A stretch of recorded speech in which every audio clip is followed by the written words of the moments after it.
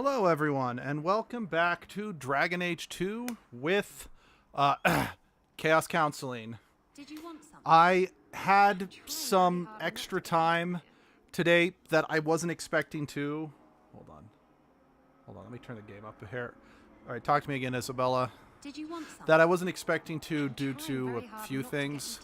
So I'm doing an extra stream. Yeah, so I'm going to do an extra stream today just because, honestly, I kind of just want to play more Dragon Age 2. I really like Dragon Age, and Dragon Age 2 is my favorite of the Dragon Age games. Yeah, I know. I know I keep saying that is a hot take, but still. What I do find interesting with these past 3 streams that I've done, I have actually started noticing died here. more issues with the game that I never noticed before. And I think it has to do with the fact that usually when I play Dragon Age, I play it in a way that I can kind of like just turn my brain off, just relax, don't think too much about it. But this is the first time that, because I'm live streaming it, I do have to look at it a little more critically. So I think because of that, I am starting to notice, like, one thing that I did kind of notice in my last playthrough is that a lot of the quests in this game feel a bit more like fetch quests, you know, go here, talk to someone, go there, talk to someone, and then fight a little in the middle, whereas, like, say, the quests in Dragon Age 1 were arguably worked into the game and the story a bit more organically. I'm not necessarily saying better, I'm not necessarily saying any is better than the other, I'm just saying. But because I'm now looking at it with a slightly more critical eye, if you know what I mean, I do think I am noticing some of these shortcomings that have largely just never occurred to me in the past, if you know what I mean. And I don't just necessarily mean it with like the old, you know, joke that we would make back in the day when we were playing like Darksiders 2, like a decade ago almost at this point. Where it's like, wow, I've never seen the game. It's like, of course, now that we're actually recording it to show people why we love it, it starts breaking or anything like that. I do mean it as like, no, it's not that the game is breaking. It's that I'm allowing myself to deconstruct it more. Then again, it also could be, I have been actively trying to be a lot more objective about the things I like. Like, case in point, Tales of Grace's F, a game that, the game that well, then again, that could also be because I was streaming Tales of Grace's F, so the same logic came up of, because I was streaming it, I had to be a lot more hyper aware of its shortcomings, so I picked up on them a lot more, but I digress. I think you guys kind of get what I'm saying.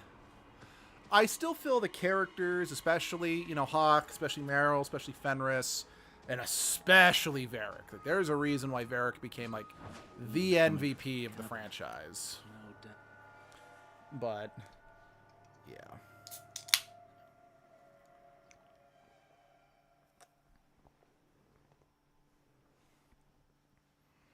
But, yeah. I don't think I'm going to walk away from Dragon Age 2 feeling a lot like, oh, shoot, how did I overlook some of these glaring issues in my first playthroughs like I sadly walked away from Tales of Grace's F-Lib. But we'll see. So, something that was, like, not super clear in the first Dragon Age game, and I think maybe there's only, like, a single line of dialogue with it in this game, is that the reason why these games are called Dragon Age is because prior to the events of the first game, dragons were supposed to be extinct.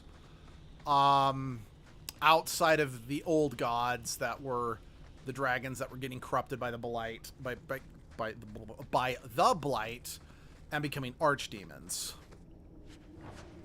But between coming across all these different all the drakes in both this game and the last game, as well as just the high dragons, like Because if you remember, in the last... then again, drakes might be different than dragons. I don't know if drakes are what are used to refer to juvenile dragons. All I know is that just based on Wade's reaction to, like, the drake scale versus the dragon scale that we brought him.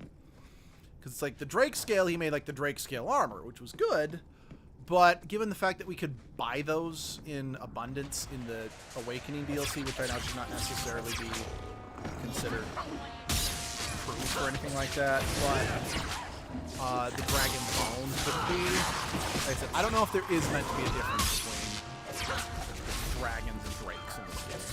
But yeah, so going back to what I said, there was only one dragon in the last game, which was considered the high dragon separate from the drake. And then by the time the third game comes around, there are lots of dragons. Like, dragons have come back in force.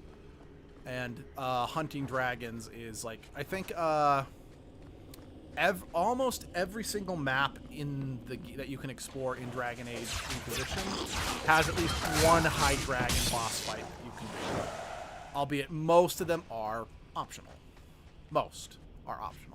And heck, some maps have more than one.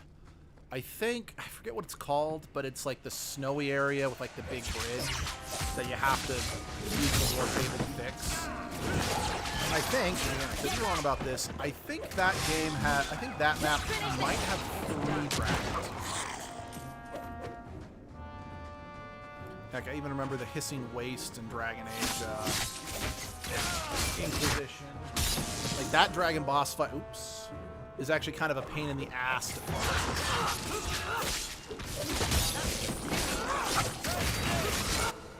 That's just unfortunately...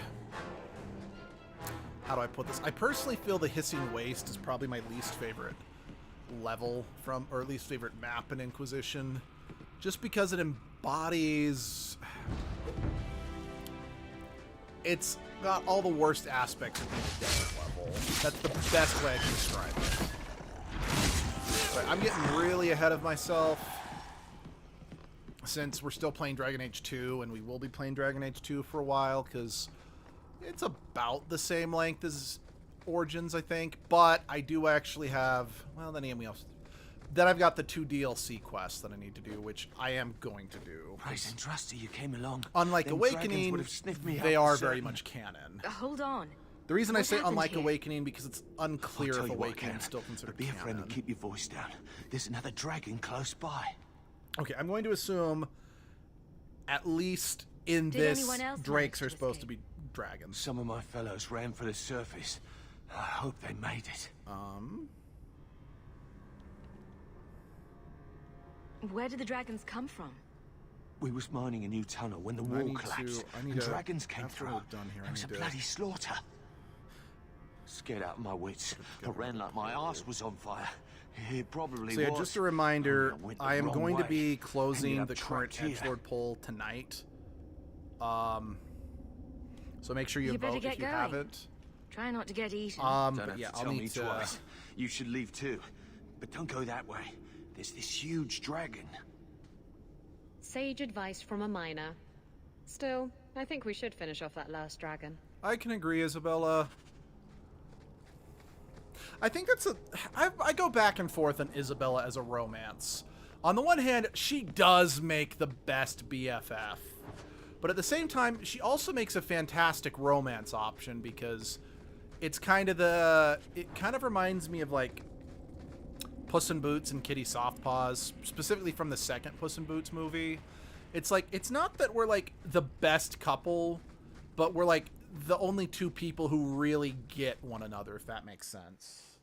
And that dynamic can work for both, you know, lovers or just best friends, you know? So that's kind of what I mean, but I kind of go back and forth on that one.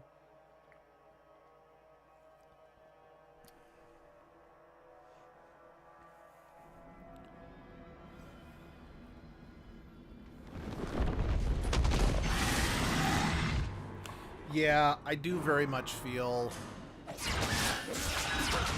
Because, yeah, this is smaller than every dragon that we fought last one, so it's not a high dragon. And given that it's designed, like, the high dragons in the first game, you could make an argument that they had a much more distinct look than the 3 dragons we fought. I mean, especially since one dragon we fought was Clement, one was the Archdemon, and then one was just a high dragon that was being worshipped by that cult. But yes, looking at that, this is clearly just a bigger Drake. So yes, Drake's even Drake's coming back. Cool. Which does raise the question why Wade just knew how to. Maybe the whole dragons coming back to life was a retcon. I don't know.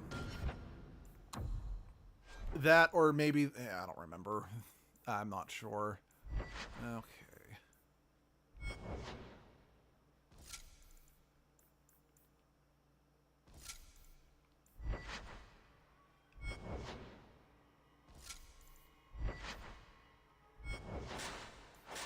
Yeah, I'm not the biggest fan of some of the robes designs in these games, but it's it can be worse.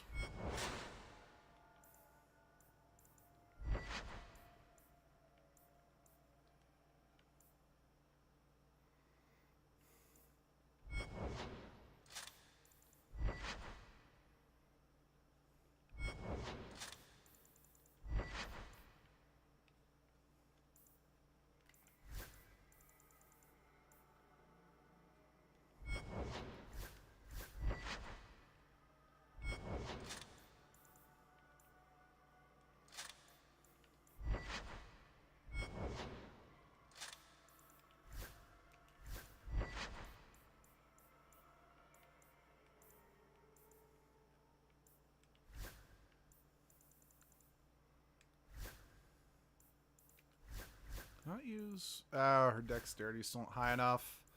Yeah, I'm kind of in a bit of a quandary when it comes to Isabella, because I'm trying to up her cunning so I can pick blocks, but it does mean that I can't use... Yeah, it takes a while for her to be able to use all of her weapons that she... Oh. Let's turn in the bone pit and let's go read the letter at our house.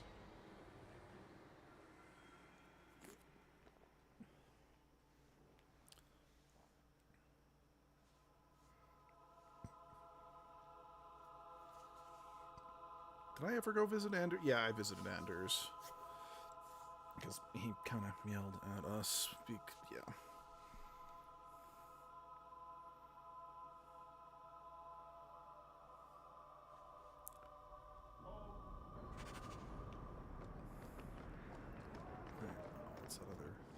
I solved your problem. So, what happened? One of the miners told me you rescued him from dragons. I cuffed him for lying. Well, he wasn't. Go there and see the corpses for yourself. But I thought they're extinct.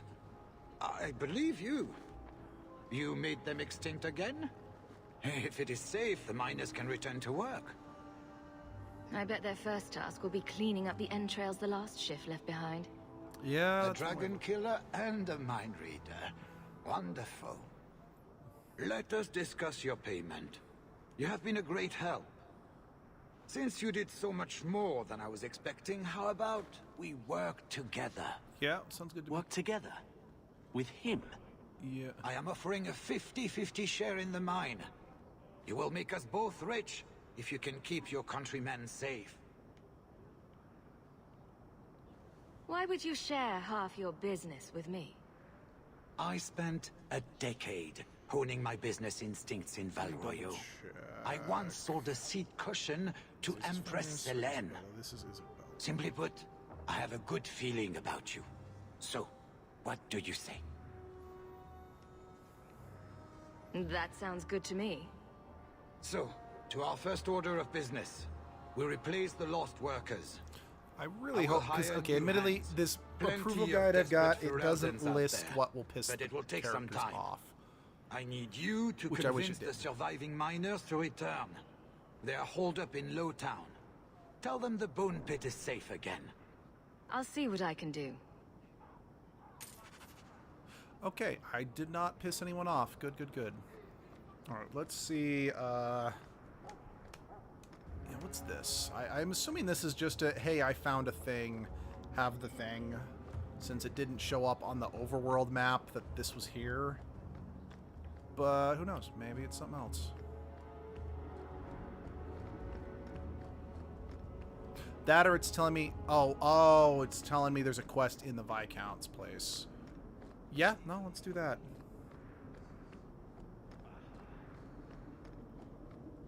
Unless it's a story quest. Hold on. I mean, don't get me wrong. Okay, no. Don't get me wrong. This quests don't get cut off until you go to the deep roads. Like, this game... I think that's another reason I like this game so much and why it's a lot more relaxing compared to the other games. It is... I mean, yes, Dragon Age Inquisition will actually flat out tell you, hey, if you do this quest, you will not be able to do certain other quests. But this game in particular, it does a good job of kind of, by a better word, segmenting things. Sorry, I'm just going to quickly, since I've got a lot of stuff I want to hand out, I'm just going to quickly re-equip the... Oh, and level them up.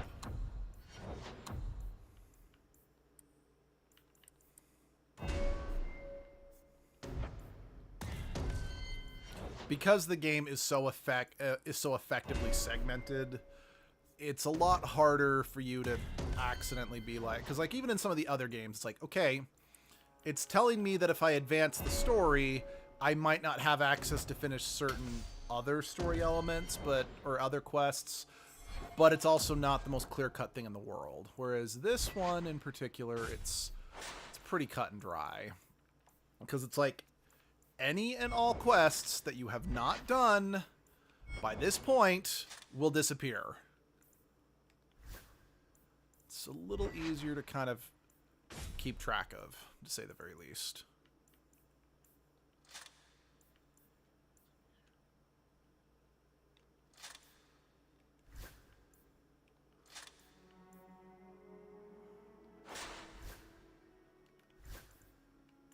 Yeah, and I know, I'm a basic bitch for complaining about not being able to keep track of arguably some pretty easy stuff, you know, but I will own the fact that I'm a simplistic, stupid bitch.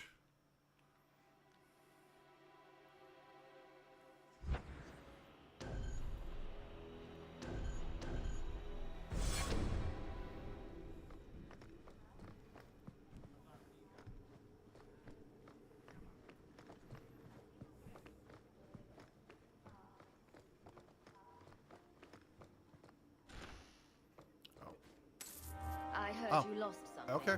This it? Nothing going on? Okay. Yeah, I was kind of expecting, with the quest marker guiding me like that way, it'd be more important than that, but it's fine. Again, I do appreciate that this game does do its best to make sure that you, what's it called? You don't miss any quests. Maker's breath, you get more letters than I do. There's another one on the desk. Okay, it doesn't look like Isabella or Fenris will give two hoots. Or at least I can't... Okay, they might get pissed. Oh.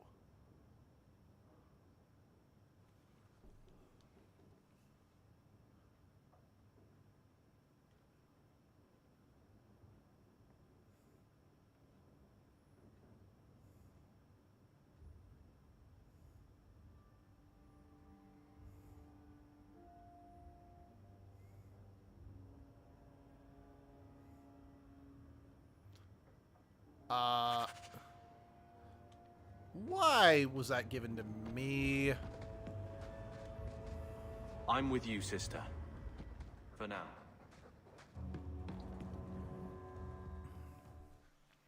Briella. I'm trying to remember if Briella was a character that we met in Lothering, you know?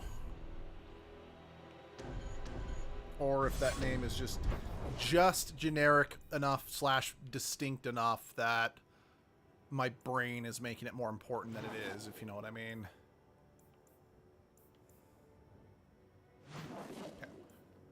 Yeah, let's get back to work.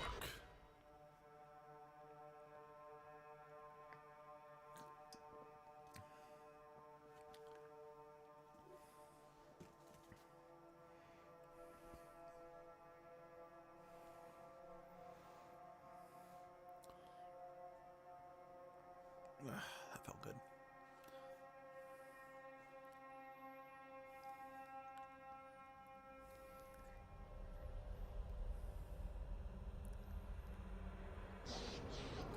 Okay. Oh yeah, looks like they're just right over there.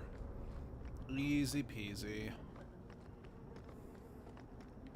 Yeah, I will say I really can't wait till Act 3 when we get the Champions outfit, because, like I said, I'm not the biggest fan of some of the mage outfits that you can get in this game. Hey, it's the one that rescued me from them dragons. A fellow for Eldon, no less. No less indeed. Oh, eyes on her face, you lush. 1,000 thanks for saving Jensen's worthless hide. Worthless, am I? My farm supplied eggplant to half of the South Reach. Yeah? My eggplant supplied half the bastards in South Reach. Okay. No. Just no. Oh, you're a real hero. Now what brings you here? Shuffle off to the mine. And let me finish those pints for you. I Go would back do to that. that blight taking hold? I need work, but I don't need to be some dragon's dinner. I killed them all. What if there's more dragons later? Or something worse like, bigger dragons? Foreshadowing. I go back to the missus without this job, she'll rip me apart sure as any dragon. What can we do? That bastard Hubert is the only one willing to hire us. Would you go back for twice your previous salary? Wow. Well, And trust these teas, Jansen, take it. We can drown our sorrows every night, and not with his dark town swill either. back to work, boys. I'm happy to take more of Hubert's coin. Oh, come on. Look, I get it. She's a pirate. She very much cares for profit, you know, but at the same time, it's like, come on, cut me some slack. Isabel, like I said, I really wish this guide had what would piss them off on top of what would get approval, you know? All right, let's, okay. I think probably if I'm going to change up the party, best call is just go back into Gamlen's place.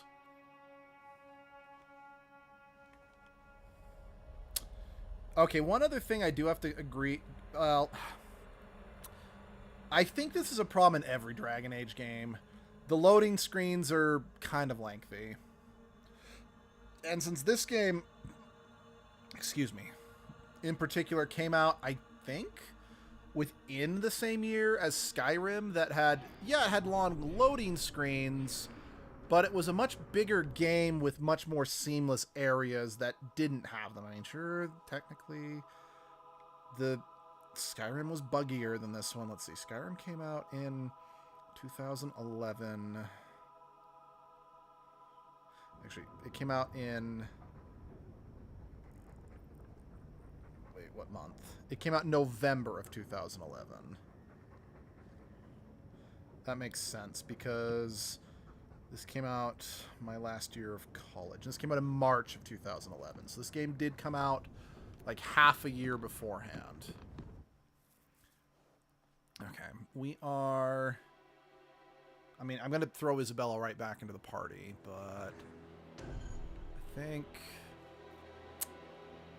You know, I'm going to throw Aveline in the party. She might approve of paying Ferelden people double their salary, you know? I swear, if Aveline disapproves, I'm going to be kind of miffed, to say the very least.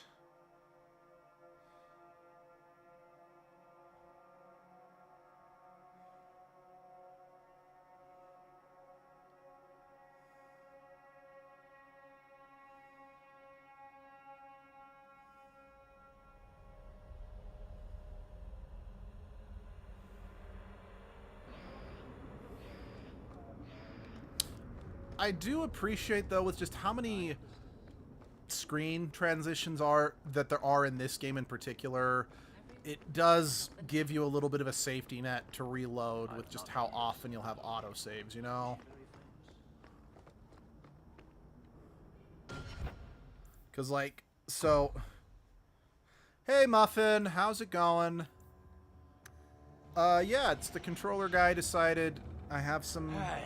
I have a few hours to... Yeah, hold on. Let's just get through this again, because...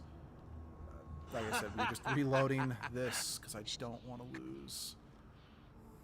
What can we do? Sorry, I'm probably making this game seem way more stressful than it is, given how I'm freaking out over Isabella, and... Okay, looks like no one really cares, but fuck it.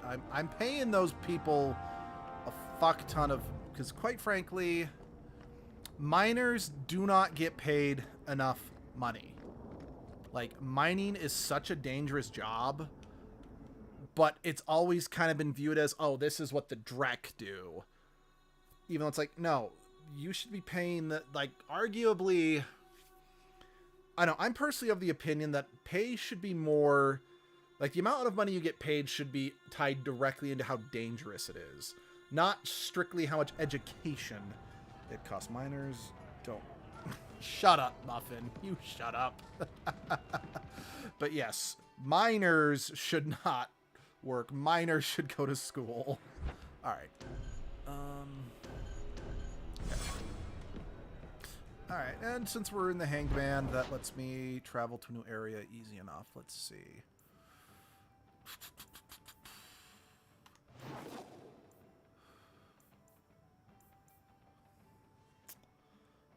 Think, yeah, let's keep doing the first sacrifice. I don't think I have...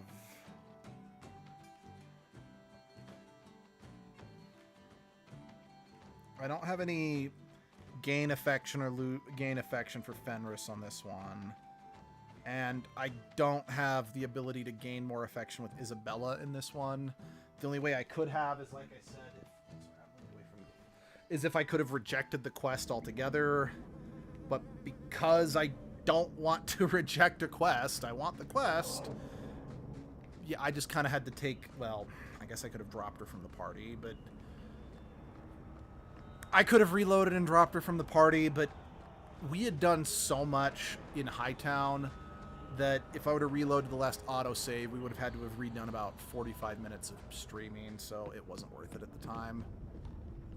Move. Thank you.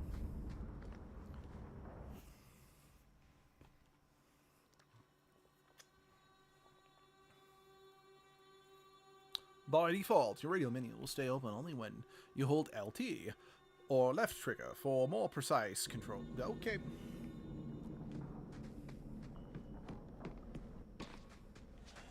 Now, I don't know if we can actually come down into like this under part of Darktown. But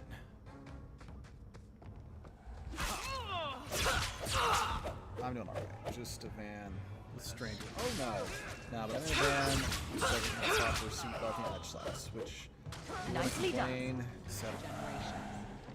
I thank you, Syrah, for coming along when you did. Care about seatbelts. I am We're in Emmerich. Mongolia. You're Really? older than I thought you'd be. Ninette seems to go for the young, pointy-eared sorts. What? Ninette de Carac. I hear she got around. And you were asking about her, so I just assumed. I love Asshole Hawk. Preposterous. I was concerned that she was in danger, and that is all. However, the investigation has been a waste of time. That sort of attitude will never pay off. Ha! I was eager at first, but failure has leached all enthusiasm from me. This all started when Meren, one of our circle mages, disappeared. I found it odd. She was a bit older and hardly adventurous. Then I heard about Ninette and 2 other missing women. A woman goes missing, and you'll either never find her, or you'll just find her body. I hope you're I used to go wrong, bird madam. feeding with my grandma. I Well, think the duck disappearances feeding, are but connected. with my grandma, and I only suspect lived foul with her play when I was is like involved. between the ages of 3 and 5. Doesn't the Circle use phylacteries to keep track of its mages? We followed her phylactery to a foundry, but found nothing. I had heard of sympathizers smuggling mages through Darktown, so came here hoping to pick up the trail. But no trace of Merrin. And as you've seen, asking the locals hasn't made me very popular. Yeah.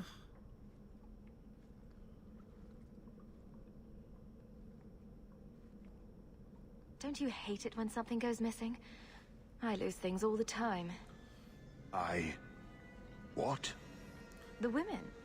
They're missing, and you can't find them. All right. I cannot lie, Sarah. I tire of searching. Yeah. This battle showed that I'm no longer the warrior I used to be. I know when to walk away. Here, take my findings. Perhaps you can make more use of them. I'm going back to the gallows. I'm too old for this. I'm too old for this shit. I'm bored of this. We should do It's fun something though, to look because fun. the way we bird feed is go to a nature area and just go wild and throw seeds and food birds over and don't feed birds directly when they're there. Okay, that does sound fun because it's more about the nature walk. I can definitely appreciate that. Yeah, I know. I say this. I think me and Abby, we've often talked about the fact that we do suffer from depression. And it's something I've always kind of been forthcoming with at work, just to explain just issues that we deal with in our personal lives. And bless some of my supervisors' hearts. But they always try to say, oh, maybe go on a nature walk as kind of a replacement for depression. Because it's like, I get what they're going for, but they also don't truly get depression, if you know what I mean. Because those sort of things do help. Don't get me wrong, but they're definitely not a solution.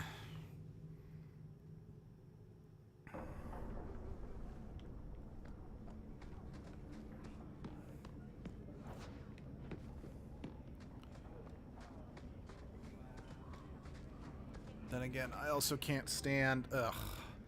working in construction, I'm surrounded by so many right-wing conservative morons. And they're the kind of people who complain. I'm like, oh, too many kids these days are popping pills and whatnot to deal with their mood. I'm like, okay, but... Well, hey, I joined your club. I finally got the official depression diagnosis. I am so sorry to hear that, Muffin. That's never fun. Like, kids these days are we're popping too many pills. That's why everyone has depression. I'm like, no... People are taking more pills for depression because we're better at diagnosing depression. Not that because we have better medicine for depression, that depression... I don't know. It's the same thing that what I fucking hated about Donald Trump during COVID is how he's like, if we just stop testing for COVID, then we'd have less cases of COVID. I'm like, no... Not testing is you're not having as many confirmed cases. It's not making the cases go down. Fuck you, bitch. I'm sorry, just massive spoiler. This is the most hateable character in the entire game. Like, there is a quest where you chase after a serial killer who's done some really fucking messed up shit. I don't want to spoil what he does, but it is fucked up. And it fucks the main character up psychologically for life. I hate this woman more than that serial killer. It makes the case go down on paper, not in reality. But, especially here in America, right-wing conservative dumbasses only care about what's on paper. That's why we have our education system is bullshit. because everything is all about standardized testing, not about solutions. Here, miss. Word is you're looking for help. And paying well. I need someone native to the dark places beneath Lowtown. If you claim as much, yes, I will pay. I am. Let's just step into this alley, and me and my fellows can have a look at the money on offer. I could just walk away and let her die. She has chosen poorly. Can you save someone so intent on being foolish? You really shouldn't. You should really just let her die. Okay, you know what? Hold on. Maybe if I know I've talked about losing quests, but if I just kind of let her die, things might actually be better. So let's go over here and quickly deal with that. Because, like I mentioned in the past streams, if you get attacked enough times at night, you gain access to infiltrating, like, criminal organizations' bases. And that's what we just did. And like I said, maybe if we're lucky, maybe Sister Patrice will die. Oh, no joke. Like, there is a genuine possibility that some of the heartache in Act 2 could have been avoided if there was an option of letting Sister Patrice die. It wouldn't have avoided all of it, don't get me wrong, but it might not have escalated the way it did.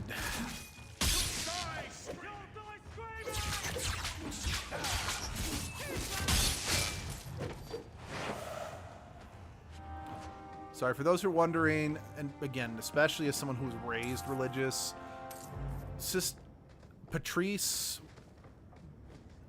can't teach those who won't listen, so yeah, let her die. She is meant to embody religious hypocrisy. Basically, she's the type of person who thinks, well, I know my religion is correct, so I know propping it up by any means is the Lord's will or whatever bullshit, you know? Despite the fact that absolutely every little thing she does flies in the face of what the doctrine actually teaches, you know? In fact, get rid of any... And again, as someone who lives in America in 2025 and is watching the Republican Party destroy America all under the guise of Christianity, despite the fact that they're doing absolutely nothing Christian, I really hate... It's kind of a kick in the teeth to have to watch this. She's too real, man. Well, thank you for your timely intervention. I am out of my element. Surely you didn't realize that just now. I had to come here to get the type of person I need. Someone of bloody skill, but also integrity. What is hypocrites? Perhaps the kind who might leap to someone's defense. Like, I think religion is actually fundamentally a good if you are thing, willing and capable, but meet me at my safe house nearby. Religious nowadays I just saved you in an actually suddenly we're understands in what religion is supposed to be about. What grand scheme could I be interrupting? Varnell? A bloody Templar. Just what we need. I hope you will come. This matter only grows more urgent with time.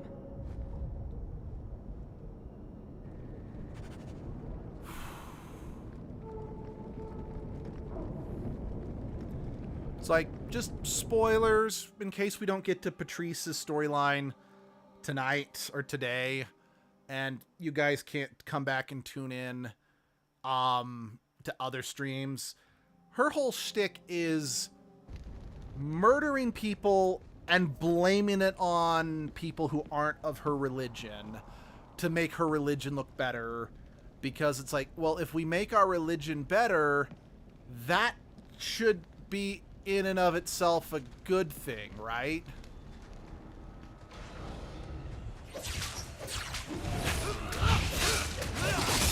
Oh, titty pop. So, one of the things I do find kind of interesting about the Dragon Age series is even though they all take place... Come on. Even though they all take place in the same world, certain monsters kind of stop showing up as the series goes on. I think the one exception is Herlocks are in every game, Ogres are in every game, and Shades are in every game. Now, I don't strictly mind, because I know, like, another beef that people had with this game in particular is it was really similar to the first game in terms of, like, monster design and whatnot, but was kind of less in other ways. Again, I don't fully agree with that, but again, I'm trying to be subjective here. Let's see. Bruh. Yeah, okay. Nah, fuck her. Spilling blood just to blame someone else to make it look better. That's... No, it is fucked. Like, every single time she is involved, it always has to do with murdering heretics or letting people get murdered so she can blame it on heretics. And I want to be clear, I'm saying heretics with the strongest possible quotation marks. It would literally be like if I'm gonna... Yeah, it would be like if someone, like... I'm not... Anyway, back to my original point. But it is interesting to me that certain demon... But... Because, like, desire demons do not show up again after this game. And I'm not saying this just because I'm a horny bastard, but I do think that is kind of a shame, since desire in a lot of ways I think is one of the most dangerous emotions to have outside of pride, at least in terms when you have something that's specifically trying to exploit your darker nature, if you know what I mean. So that's why I do think it's a disappointment that the desire demons do disappear after this, you know? That's a lot of bones. A severed hand, a ring, and a pile of bones. Yep, Nanette's dead. Will want to see this. And I should bring the ring to Ghislaine. It might belong to Nanette. So yeah, Tal. So that guy that we actually caught a glimpse of that ran away, that's actually the serial killer I mentioned, and Nanette was just killed by a serial killer. That's what I'm looking for. Yeah, like I said, I hate him more than I hate Sister Patrice. I hate him less than I hate Sister Patrice. So those are dangerous and very important things people deal with every day. No, I agree. Actually, I'm going to stand by that lust from Darksiders 3. Such an awesome boss fight. Because it's such a unique take on lust. Because it wasn't sexual. Hell, everything Lust did in that game wasn't sexually driven. And it is just... Lust is relegated a little too much to sex. And that's why I do actually appreciate that the desire demons in this game, they're absolutely the lust demons, but because they chose to call them desire demons instead of lust, their reach is much more far grasping. I just don't like that because of their design, because of how they're used, they are just the lust monsters, but still, on paper, I am sad that the desire demons do stop showing up. Especially since a lot of the other monsters that do keep showing up do get redesigns in each game. I think there was an angle you could do with that, you know? Hell, maybe go the Incubus route and make nice to see you too. The desire demons more masculine rather than just booby, or I thank you for coming. Make this them matter is androgynous. delicate, and I need someone of limited notoriety who will not link this to me. Again, that's why I loved Lust from Darksiders 3. It is an escort, but because I think you will agree Lust in the Darksiders nature 3 of the was party makes this hella unique. androgynous. Oh, by the way, Muffin, how's the audio sound to you? Time is wasting. Should have asked that sooner. Who is going where? Like, I think My I fixed name it, is but Patrice. the dialogue I have was coming assumed a a burden little... of charity.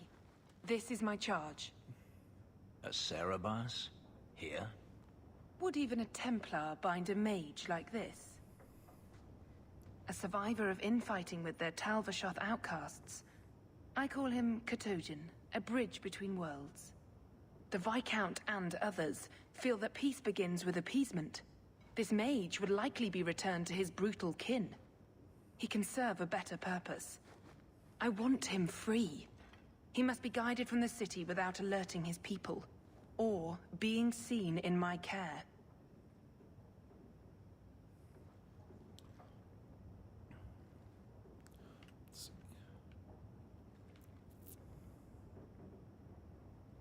You don't just stumble on something.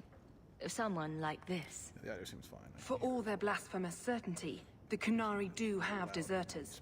Those who seek freedom are hunted mercilessly. All right, Tal let's try Vashoth. that then.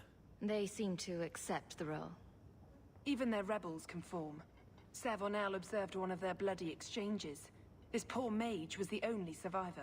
Oh, so just for And you context, think this mage was being what hunted? she's talking about is I'm not even the certain no Templars would thinking treat creature would willingly their submit mage to this this. poorly. If he was not running before, he has This seized the is what's called a opportunity now. Cerebos.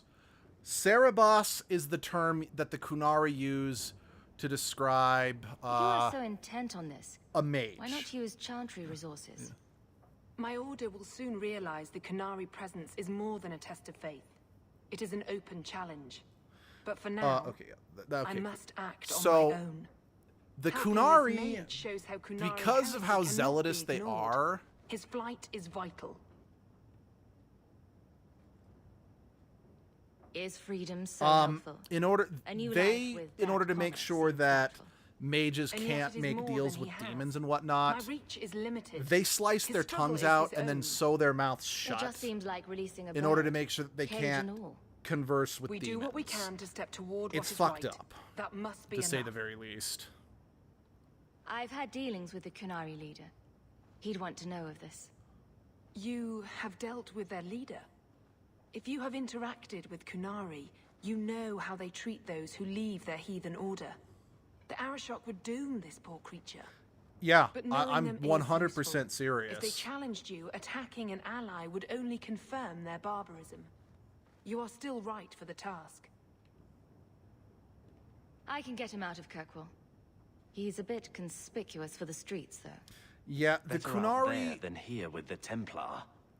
This mage will be a fine example of The how Kunari are cold kinda Kunari fucked up. are, even to their They- enemies. But only if they it plays are a out just religion so. slash a The race passage slash here a. leads to the warrens of I the don't Undercity. know what the It is giant. I'm just gonna dangerous, call but that is why you the are giant hired. horn guys just Good luck. giants, because the term Kunari gets kind of conflated with their species, but Kunari specifically is a religion, which was started by the giants. The thing with the Kunari religion is that they offer purpose in life. The problem is everything in life has to exist for that purpose. So Kunari don't have names.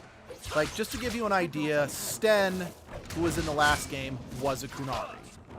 Sten wasn't their name. Sten was... Oh, let's see. I'm liking this lady. Like a lot. She goes like studying fire. My heart of dislike. I don't want to say hate, because try to avoid hating. No, I agree. Basically, and you'll see it. You'll see what actually ends up happening. All right, since we are going to be able to finish, since we are doing the quest now.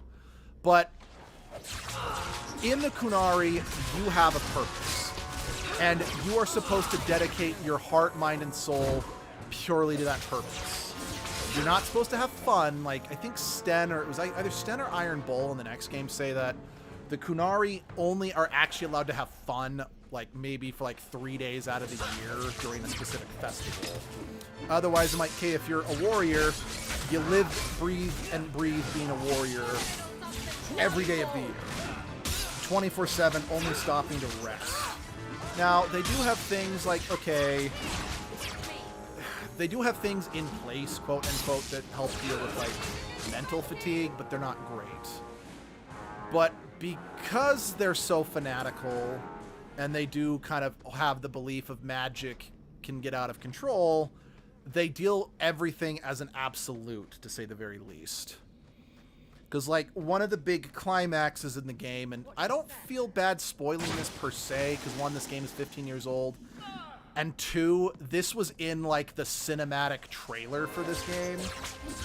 The climax of Act 2 actually involves the Kunari living in the city, having an all-out war with the guardsmen and the Templars and the mages in Kirkwall.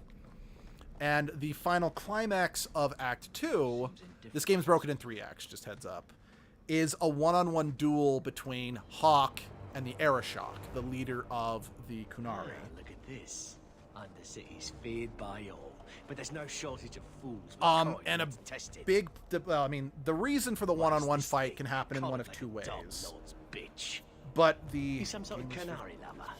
Maybe I should get rid of you. Yep, and this see game who came pays out in most for your pets. 2011. No, it's 14 years old, not 15. It's 14 I don't years think it likes you threatening its master. Maybe we let this one pass. A voice of reason. What's he doing but with let's see you? what's what I'm looking for. You lot Yeah. think you're so damn Like I said bright. earlier, it came out the By same year as everything, running Skyrim. free marches like me into our own sewers. You want us bound like this thing? I'll see you dead first. I mean, because, like, again, despite the fact that this Kunari's had its tongue cut out and its lips sewn, it's still that powerful.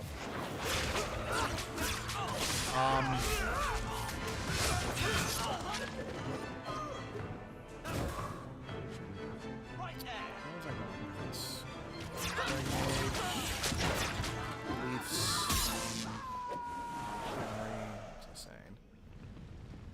They get the idea, Kunari, Kotojin. Whatever. Calm yourself.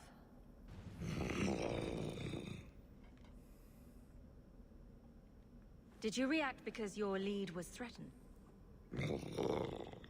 But yeah, big reason why the Kunari... Oh, actually, I think they even sew their eyes shut. It is hard to judge how much control he has.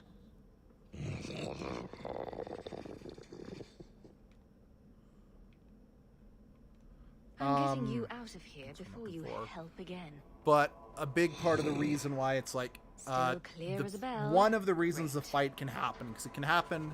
It can only be avoided one way. It's not worth avoiding it. Just throwing that out there. But one of the two ways it can happen is because the Kunari are like, okay, this one thing, I don't want to spoil that either, it has to happen. Like I said, you can let the thing happen, don't do it, or you can fight the Arishok. And again, it's because they are completely inflexible. And I don't just mean like in a religious sense, like, hey, like my religion preaches do not drink alcohol and do not have premarital sex, you know? Where it's like, yes, I can't do that if I'm going to follow my religion, or my old religion, but I'm not going to force other people to adhere to it. Let's see, I wonder what Toby Fox will do this year. This is 10-year anniversary of Undertale. Yeah, no. I know that we need... man, it's going to be hard, because we need to... Because I know that... Oh, wow, my head clipped out of existence for a second there. I know for a fact the next 2 chapters of Deltarune are coming out this year, and... Oh, okay, sorry, took a swig of water.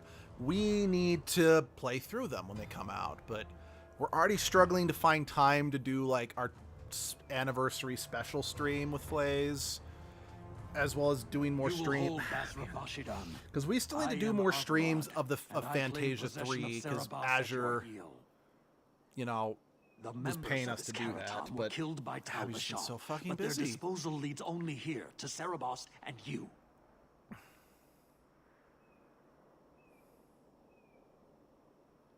How did I know this job would end in more, Kunari? You speak as if ignorance is your natural condition. The bodies of his slain Karatam could lead only here. By the way, these are the I Kunari, do not Muffin. know how you come to hold his leash, but you have no claim in the Qun. He will be returned and this crime cleansed. And if he doesn't want to go back? Cerebos, show that your will remains bound to the Qun. He has only followed you because he wants to be led. He has allowed no other purpose. I've met with your leader. The Arishok would not want a potential ally challenged in this way. Claiming to know the will of the Arishok with Cerebos in your care is Marasi Mikari, a child bleating without meaning. I mean... The Arishok knows what is to be done with Cerebos who lose their Avarad. There is no greater threat to their control. The sister called him Kotojin.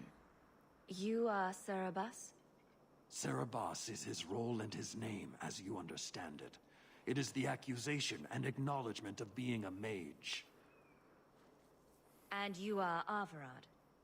My role is to hold the leash and hunt the Grey Ones who lead the Qun. Or Baz who have not yet been enlightened.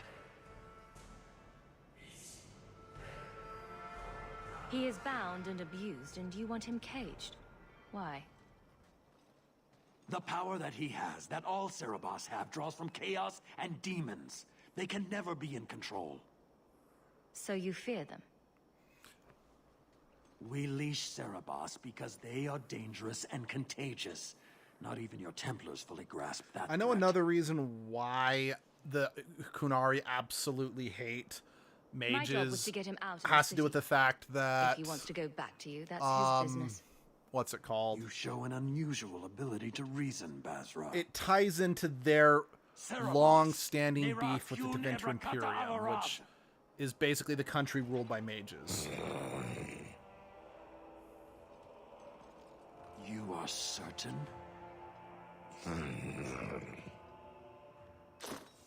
Then we will do it here.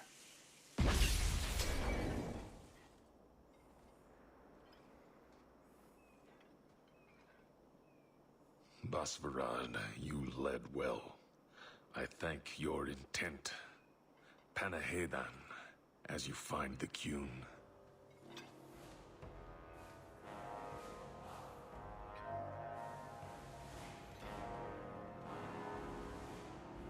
You should be honored by this action, Basra. It is his last. However you spell their name. Yeah, the Kunari. Yeah. Again, I do. There are things to like about the Kunari. Like, there really is. I know, cultural differences and all that, but that's just uncalled for. He lost his lead. The risk of corruption was certain. But he has earned his death by honoring you. He knows the Kyun once more. As will you. You tried to kill me after everything we've been through. An uncollared Cerebos spoke to you. You were already exposed, but there's no way to know what demon may have written his words. Killing you is demanded, but the respect of Cerebos has granted honor. Be grateful. Not every neck earns the ceremonial cut. That's enough! So, basically, despite the fact that we were trying from where we stood to help, you know, someone in need, the Kunari, the Kyun, their religion, like, it's kind of confusing. Like, the Kyun is viewed as kind of their afterlife, but it's also their lot. I don't really get how it is. But basically, because we were just in the presence of a Cerebos, a Kunari mage, without the person who's supposed to keep track of them or whatever, it's like, oh, you automatically have to die because, oh, we don't know if a demon followed the Cerebos back from the Fade and possessed him. Call upon the power of the Second Amendment. Take him. No fucking shit. Yeah. Yeah. And let's see. I still have more ability point. Yes. Thank Bob. I've got. Cool. I can revive now. Determined. So. Start. Patrice at a trail. We did what you wanted. Why give us away? Oh, yeah. I kind of missed that, mostly because I was talking. The Kunari knew to be here because Patrice tipped them off to be here. So, yeah. You're... No, I want a tremor, thank you. So, yeah. Basically, Patrice asked us to escort that Cerebos out of the city, and then all because she's like, we can't let the Kunari take him because the Kunari are honor bound to kill anyone who apostatizes from their religion, which, given that the Cerebos was part of the Talvashoth, that means it did do that, albeit probably against its will. So, you know, Patrice told us, get this guy out of the city so he's not killed by the Kyun, and then told the Kyun where we would be with the Cerebos. I only know about the Second Amendment thanks to a Ninjago skit someone made about One of the ninjas finally snapping at their teacher who always said, "Ninjas, there's something I haven't told you." That's funny. Actually, I haven't done a physical save in a hot second. Let me do a physical save. Actually, I think another reason why I'm not the biggest fan of most of the robes is, again, well, I guess it's kind of funny to see someone as sassy as Funny Hawk in a dress, basically. Okay. Leave nothing. It must be clean, with no ties. Well, my helpful associate from the streets. You took the Kunari from the city? Without incident? Without bloody incident? You know better. Mind your tongue, woman. Let's just kill them both now. Do speak your mind. Don't string me along. You know that I know. Whether you believe it or not, I wished you no harm. That might have been useful for someone, but still regrettable. A massacre of citizens protecting a slave might have forced the Chantry to doubt appeasement, to see the Kunari for the monsters they are. Perhaps finding the mage was a rushed opportunity. If such a plot existed, I see how it might be disagreeable to you. Your Katojan chose to go back and be killed, rather than be free. I assumed he wanted to escape, just as I would. My pity is genuine, but they are not like us. You risked my life. Perhaps I should return the favor. No doubt you would prove a challenge for my guard, but I will not offer the chance today. Violence here serves no purpose. I disagree. I accept the grim necessities of standing in the Maker's name, but I will not waste his gifts. You did better than you were asked. I will honor that arrangement. We will have nothing more to do with each other. I won't forget this, sister. Take your coin. Disappear back into Lowtown. Rest assured, I will not make the mistake of looking for help outside the Faithful again. The stakes, eternity, are just too high.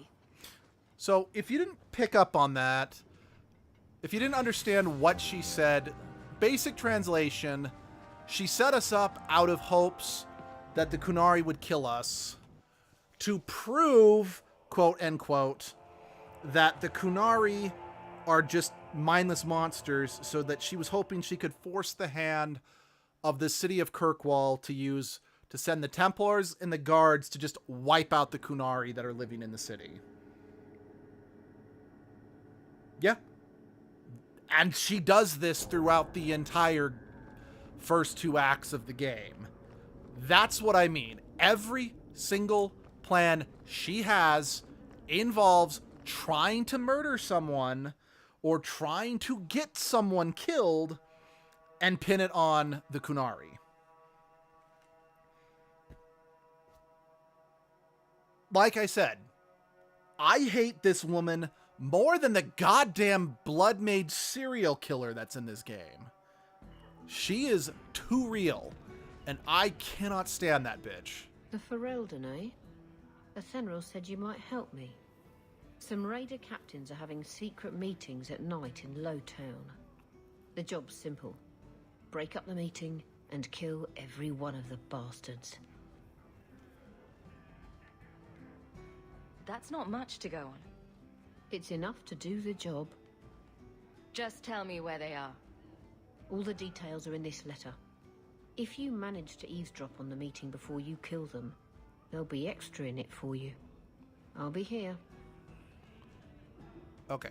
I did not lose any points for that. Just wanted to make sure. Okay. What's it called? Secret rendezvous.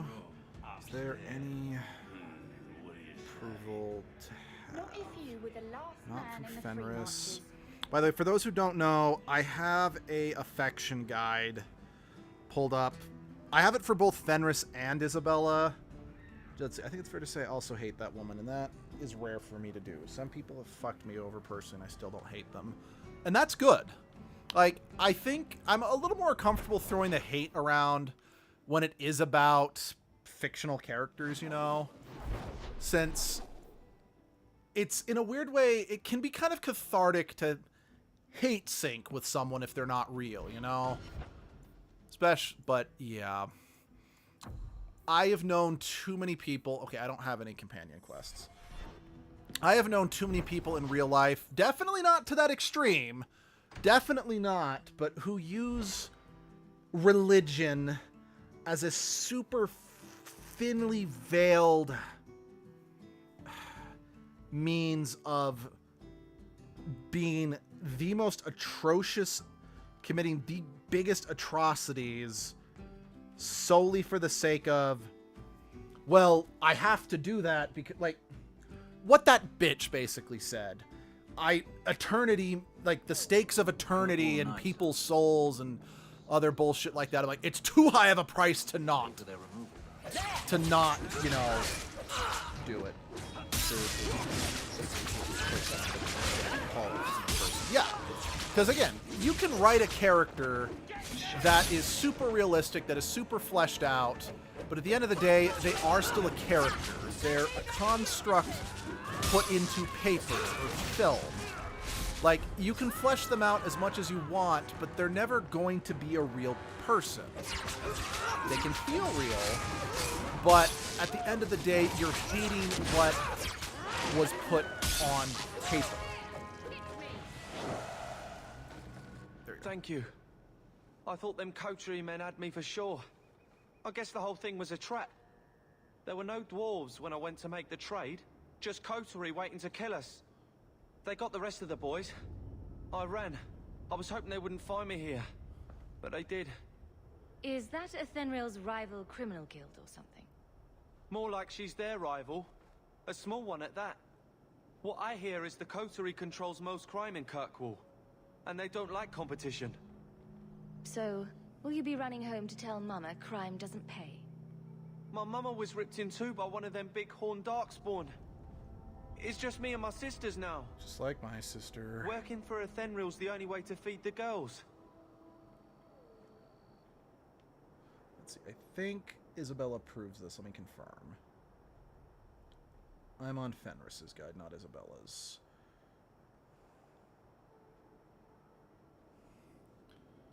Why not take what Athenril gave you and start fresh somewhere outside of Kirkwall? They're just covered in blood, maybe. What do you Go mean? shower.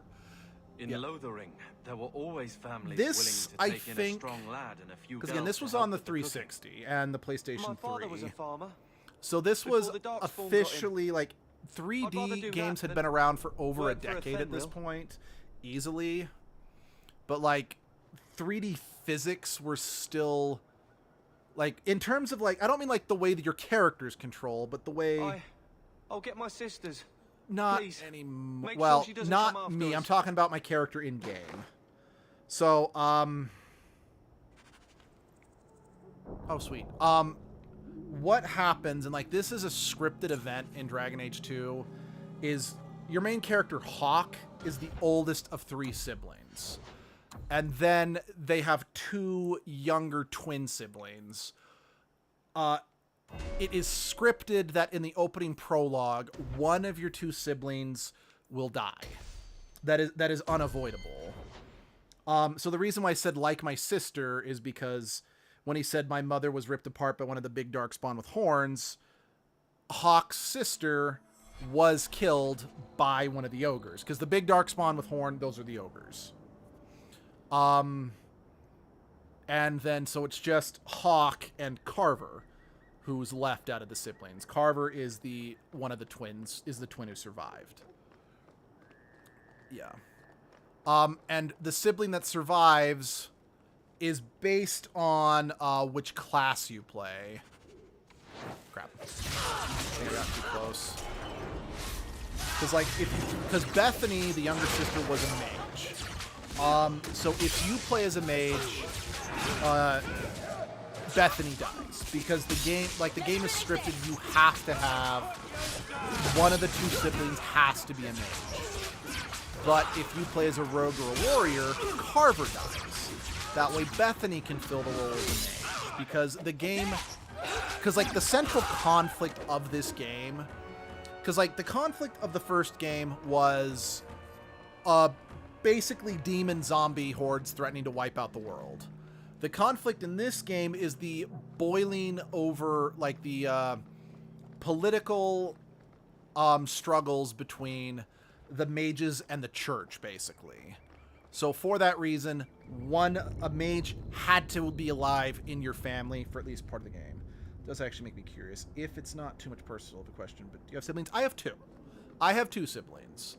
One of them is Sunshine, who, well, you came into the channel after Sunshine had kind of retired from the channel. They used to be part of the channel. Like, they joined us back about 10 years ago for Custom Robo. I think Custom Robo and Crystal Chronicles was the first game they really joined us. Then they joined us for Doppelganger, Hustle Cat. I have some complaints about the way my younger sibling and Hustle Cat, but it's water under the bridge, no big deal. They were part of the most of the Monster Prom stuff. So, does actually make me. Yeah, you already read that one. But yeah, they're good. They've just moved on with their lives because they're busy. But they're actually. So Abby is currently co-directing a play, and my Sunshine, their career aspiration is as a dramaturge. So they're actually dramaturging the show that Abby's directing. So yeah, no, Sunshine, and oh yeah, Sunshine's also married now. And then I have an older brother who was never part of the channel, he's actually getting married later this year, but yeah, not much to say about him. He just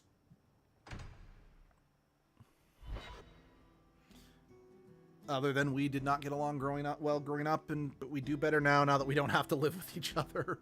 Pardon the humor. But yeah, I do have two siblings. But yeah, like back to the plot of this game, like the big plot, the driving force of this game is let's see.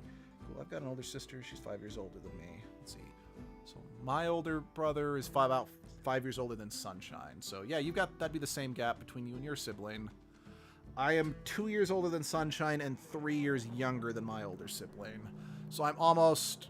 Oh, wait a second. So I want to save real quick, because I don't want to screw over... If this is what I think it is, I might potentially screw Emmerich over, if that's the character I think it is, but I don't want to. Oh, wait, I might be able to... Isabella might be able to equip some of those daggers now. Hold on. Wrong thing. Equipment. Inventory.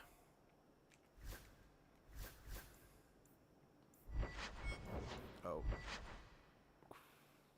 Oh, that's a sword, not a... Okay.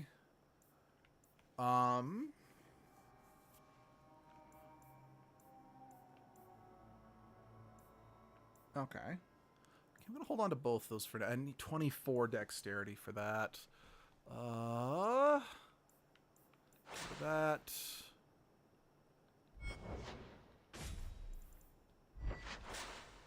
Not what I meant.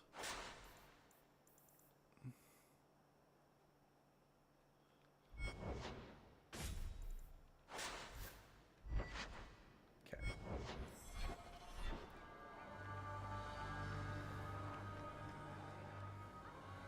Recognize your mage? This was oh wait, left no. in the foundry you mentioned in your notes. I was also attacked by shades. These are human bones. Then there is no chance of finding Meren alive, or any of the others. If they're not dead, watch out for a bunch of boneless women flopping through the streets. Show some respect. No, it's part of Hawk's to the charm. City Guard immediately. They make light of everything. Considering the fact that Hawk's life sucks, are worth investigating. It's kind of a... My sister don't get along well either. We spent most of our time arguing. Or less arguing. It was more she yelled at me for hours while I tried to hold it together. Yeah, definitely know that. I know for a fact you're who I'm thinking. We'll talk to you second. The only reason I'm on... Oh, hi, Grace. I know it kind of sucks that I screwed you over for a few approval points, but again, I'm kind of metagaming to get the best possible outcome, so... Yeah, I'm still sorry that it... To my defense, you did still do blood magic. You're not completely innocent here. I know I'm making myself sound awful. I'm just justifying at this point. But the only reason why me and my older sibling or my older brother get along now really is just due to the fact that we don't have to live with each other anymore. So we're able to just have our own space and not have to put up with each other. Because, oh my goodness, like the actual violence like that me and my older brother would do to and with each other as kids was not great. Yeah. Sorry. I'm kind of hoping this robe looks yes, I'm an aesthetic whore, and I know that the robe I'm wearing is good. I just really hate the way it looks. So please be a little better.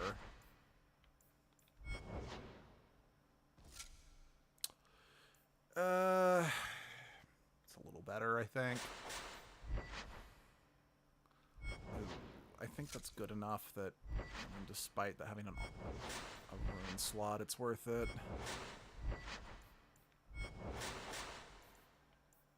Oh yeah, I got a... Man, it keeps kind of creeping. Let's see, I have no feelings towards my sister. She's good intentions with what she tried, but I felt like torture for years, so I've definitely been hurt. I'm going to try to go through that in therapy. That's good. The problem, and this is a problem I have with just a lot of family in general, is more often than not, family will be like, oh, I'm just saying this for your own good when you do something or you make a life choice they don't agree with. Like, I'm just trying to help you turn your life around or whatever, when it's like, no, how about instead of trying to mold me into a version of myself that you approve or whatever, can't you just, I don't know, be happy for me being the way I am, you know? So it's like, yeah, they don't mean it. You know, they don't mean it with like ill intent, but it still kind of comes across that way when it's like, no matter what you do, they're like, well, when everything kind of comes with a yes, but, or whatever, you know? You should have killed us in those caverns. That wasn't an option, technically speaking. That is something I do actually... Let's see. Yeah, my sister wanted me to be like her and be straight A student. Yeah. Yeah, that's not healthy. And I see that all the time with parents being like, why can't sibling A be more like sibling? Do you know a recruit named Karen? His sister is looking for him. We cannot speak to you, Messer. Probably for the best, sister. To the void with that. Karen and the others are missing. But our orders... The Knights aren't doing anything to find them. Maybe it's time to ask for outside help.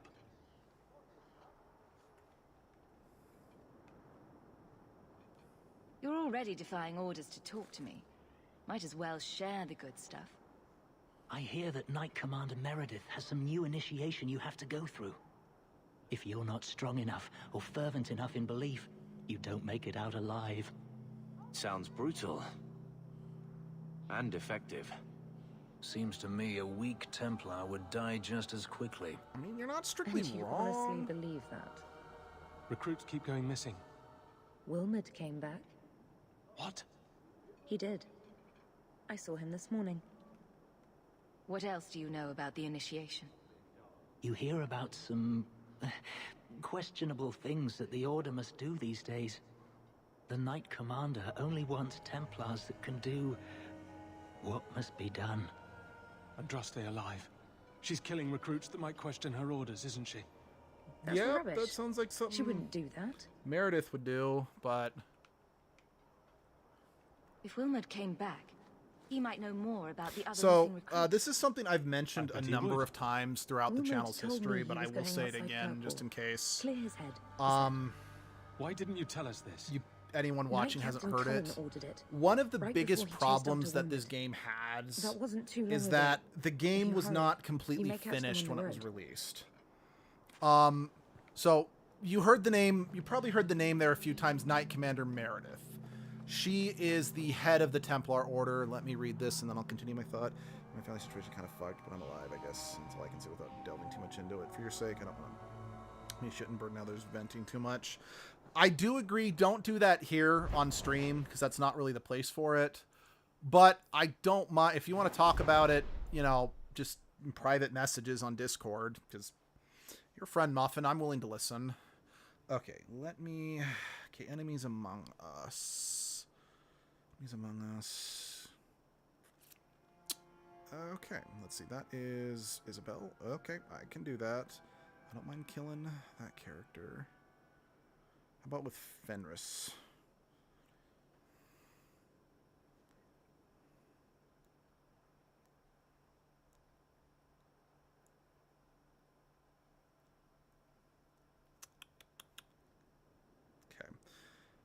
I'll need to make sure that I don't have Fenris in the party at one point in this quest line, because I don't want to fuck over this one character, but I don't want to lose I don't want to lose points with Fenris.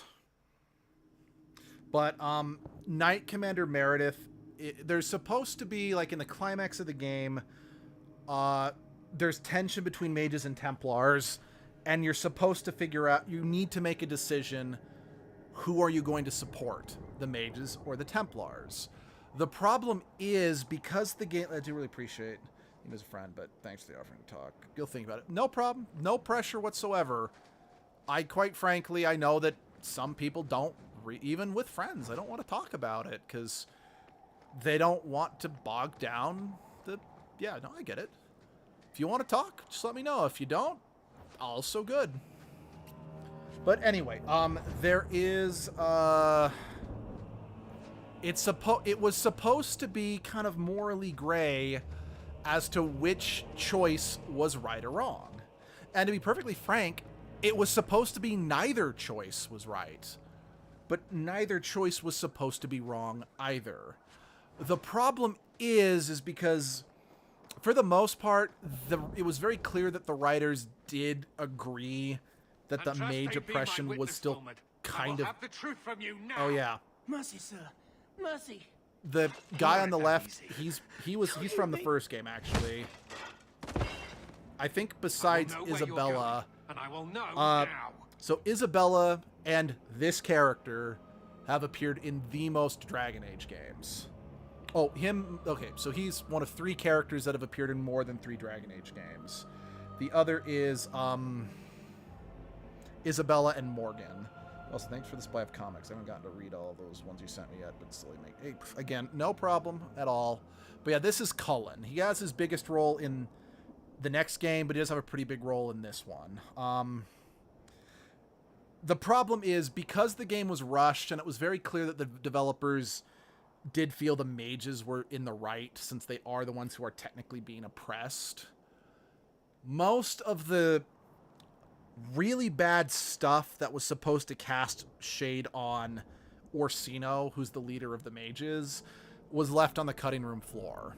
Meaning that most people, when they play through, Meredith comes across as Hitler, Orsino comes across as a misunderstood person who was trying their best but maybe made a few mistakes, but you only notice the mistakes if you really, really pay attention.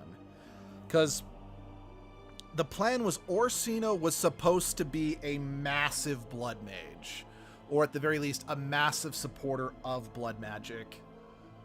But outside of 2 blink and you'll miss the moments, they're not present in the game. And the reason I feel okay spoiling this is I want people to be able, if they've never played this game and you're thinking about it, I want you to know that so you understand the nuance that was supposed to be there in the finale. As well as it might ruin the game for some people because they're like, well, if they chose to release it without it being done, you shouldn't take into account stuff that wasn't in the game. And I have to agree with you. I thought Templars only treated mages this badly. Nice to see you're branching out. Complex and nuanced. It's the blasted Knight Captain. Don't. This is Templar business, stranger. You have struck me the last time, you pathetic human. Actually, fun fact, part of the reason why Cullen was potentially the reason why Cullen was not in the 4th game because Cullen was in the first 3 games, was because his voice actor is a piece of shit.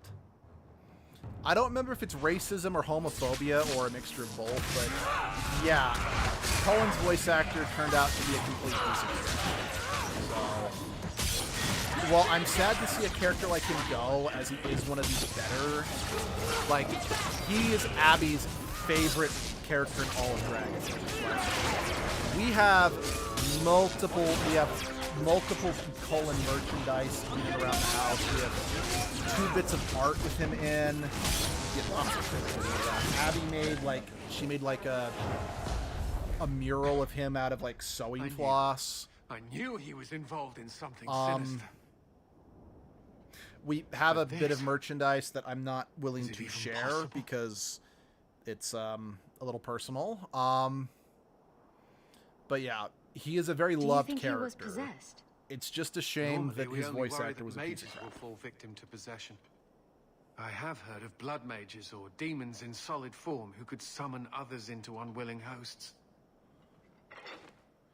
I'd not thought one of our own. And I've never personally romanced him in Inquisition, and I considered it, but with what I've bumped into like in Kirkwall, nothing Blackwell, surprises me Josephine, anymore. and Solus too much to I am Knight Captain Cullen. do anyone but Thank you those for your 3. assistance. I've been conducting an And investigation. even then, Blackwell's off the table.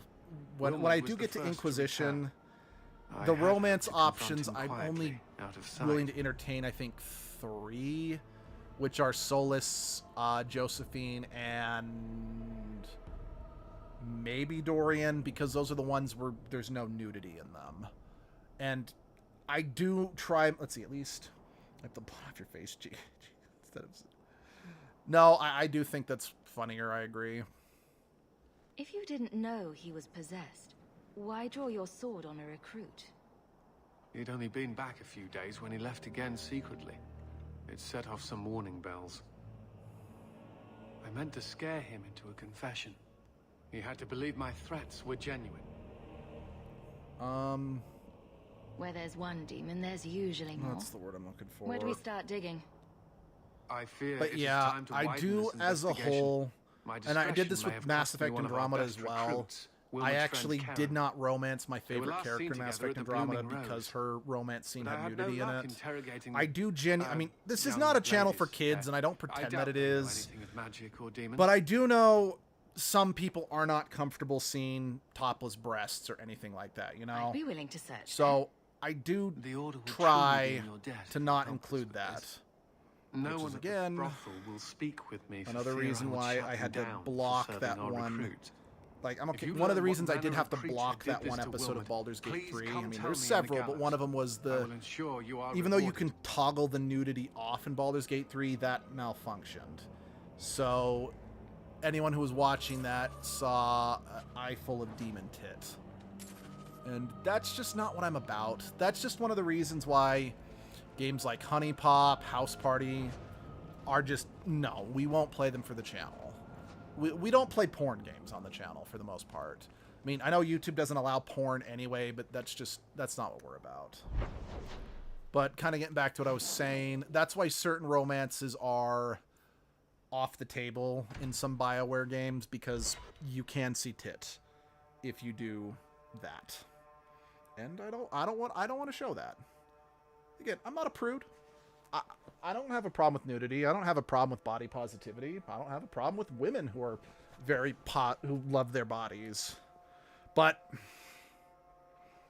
I want to make sure that people who aren't okay with that don't come across it by mistake.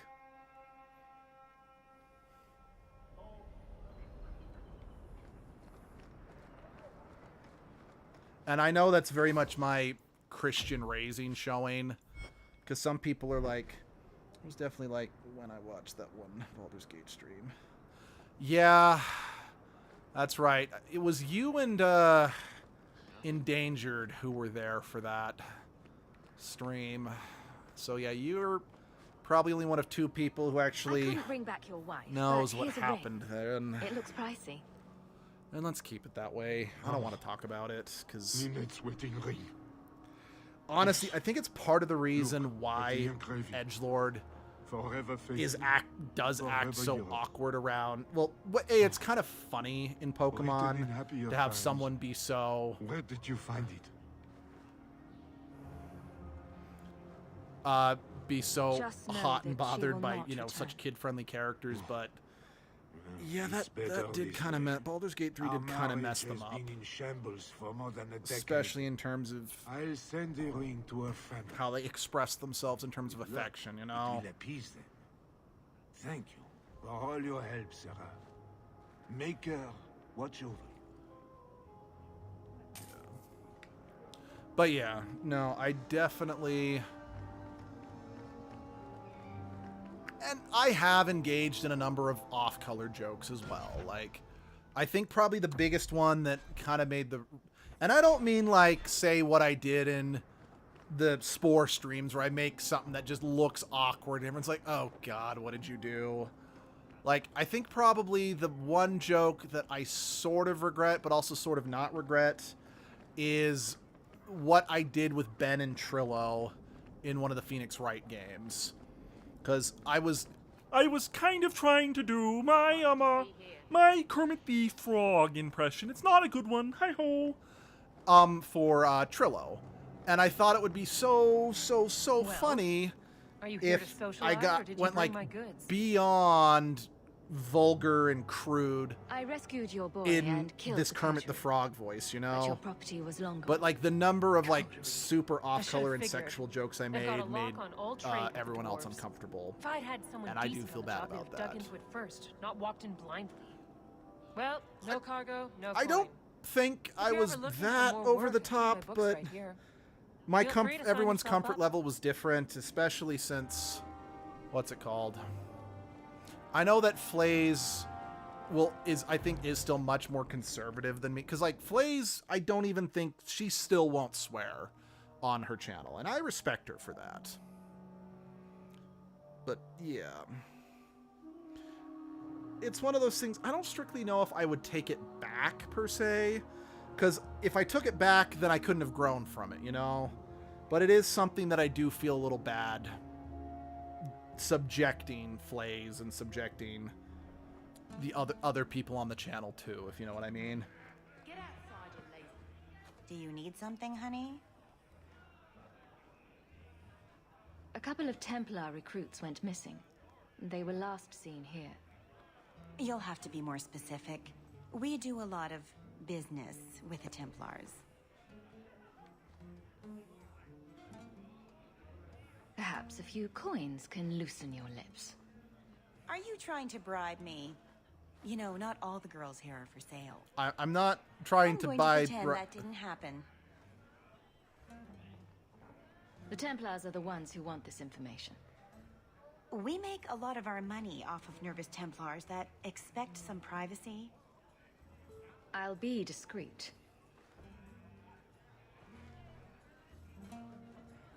Let me look through the books. Wilmot, Karen... Here we go. Wilmot came in here a lot. You sure he had time to be a Templar?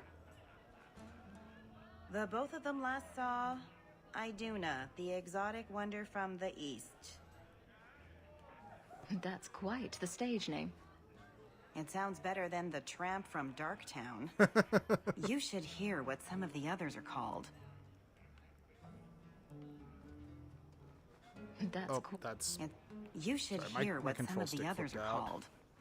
I don't feel super Is there uncomfortable with anything the else you sexual can tell jokes me? in general, but it depends Honey, on the I could write context of when we're volumes around. on No, the I totally things get that. I know. Unless you want Wilmot's favorite position, I think you have what you need. Touche. Touche.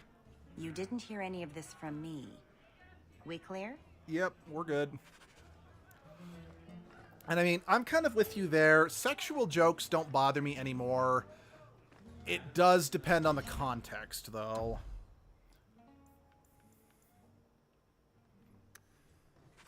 Because there's such a thing as a sexual joke and, like, a poorly timed, poor taste sexual joke, you know? You must be the exotic wonder of the East. Do you remember entertaining a Templar named Wilmot a few weeks ago? Or Karen? Wilmot. That doesn't sound familiar. Do your clients like this charade? It must get dreadfully tiresome. Whatever do you mean?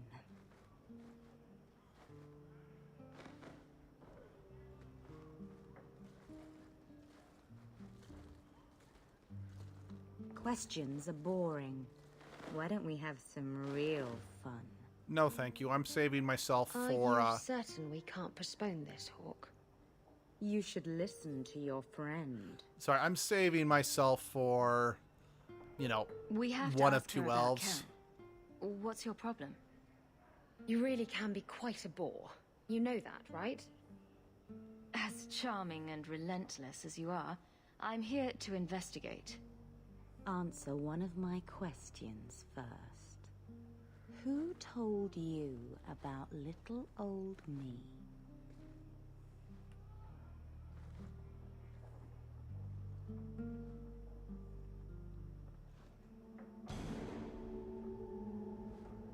It was Vivica. She showed me her books. That wasn't so hard, was it? So, Vivica sold me out, did she? That drab, pathetic little sewer rat. She will be dealt with. Just do one more thing for me. Draw your blade and bring it gently across your throat. Now, let's see. Specifically, so I just want to make sure I read this correctly. Where is it? This is Fenris, Isabella. Because I want to make sure I do this right.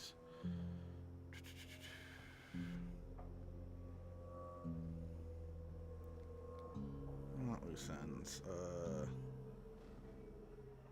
Destroys orders. Not the first sacrifice. Where is it?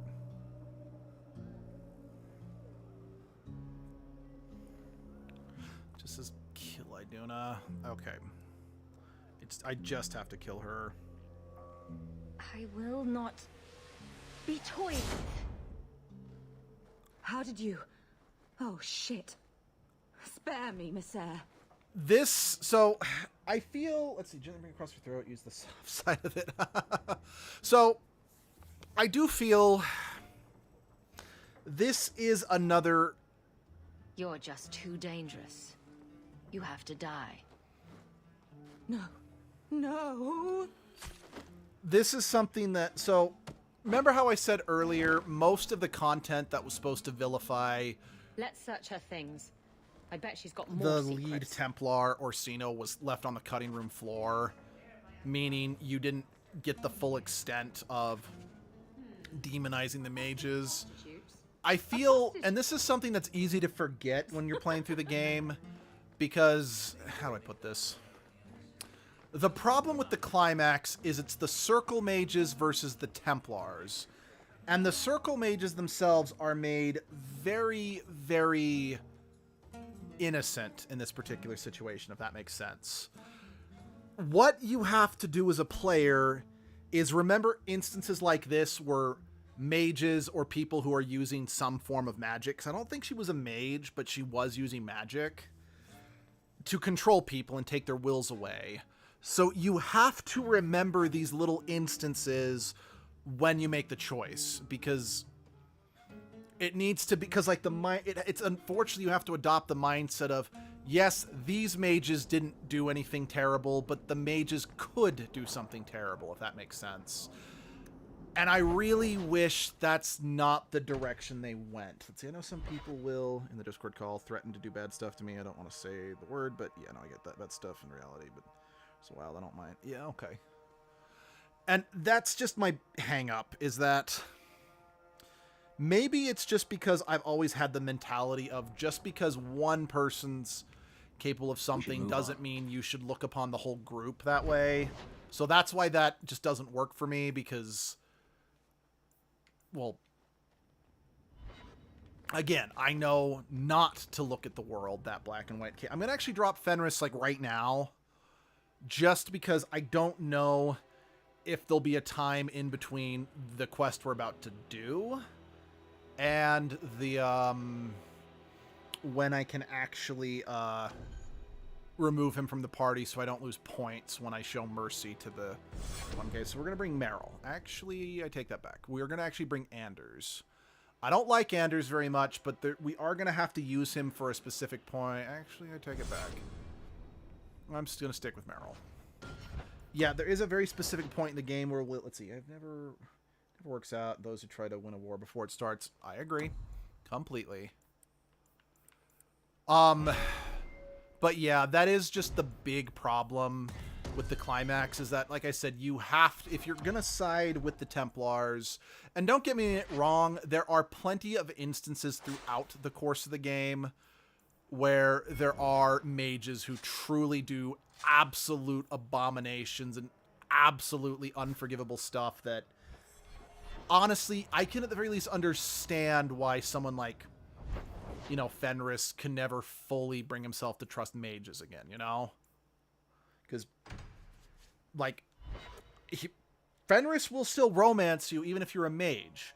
Fenris can still be convinced to help the mages, but he will never be able to fully trust them because of just what he went through. And I get that that's the point of what this game's supposed to show, is that mages are truly capable of horrors beyond imagination that no mortal could actually hope to equal, and yada, yada, yada, yada.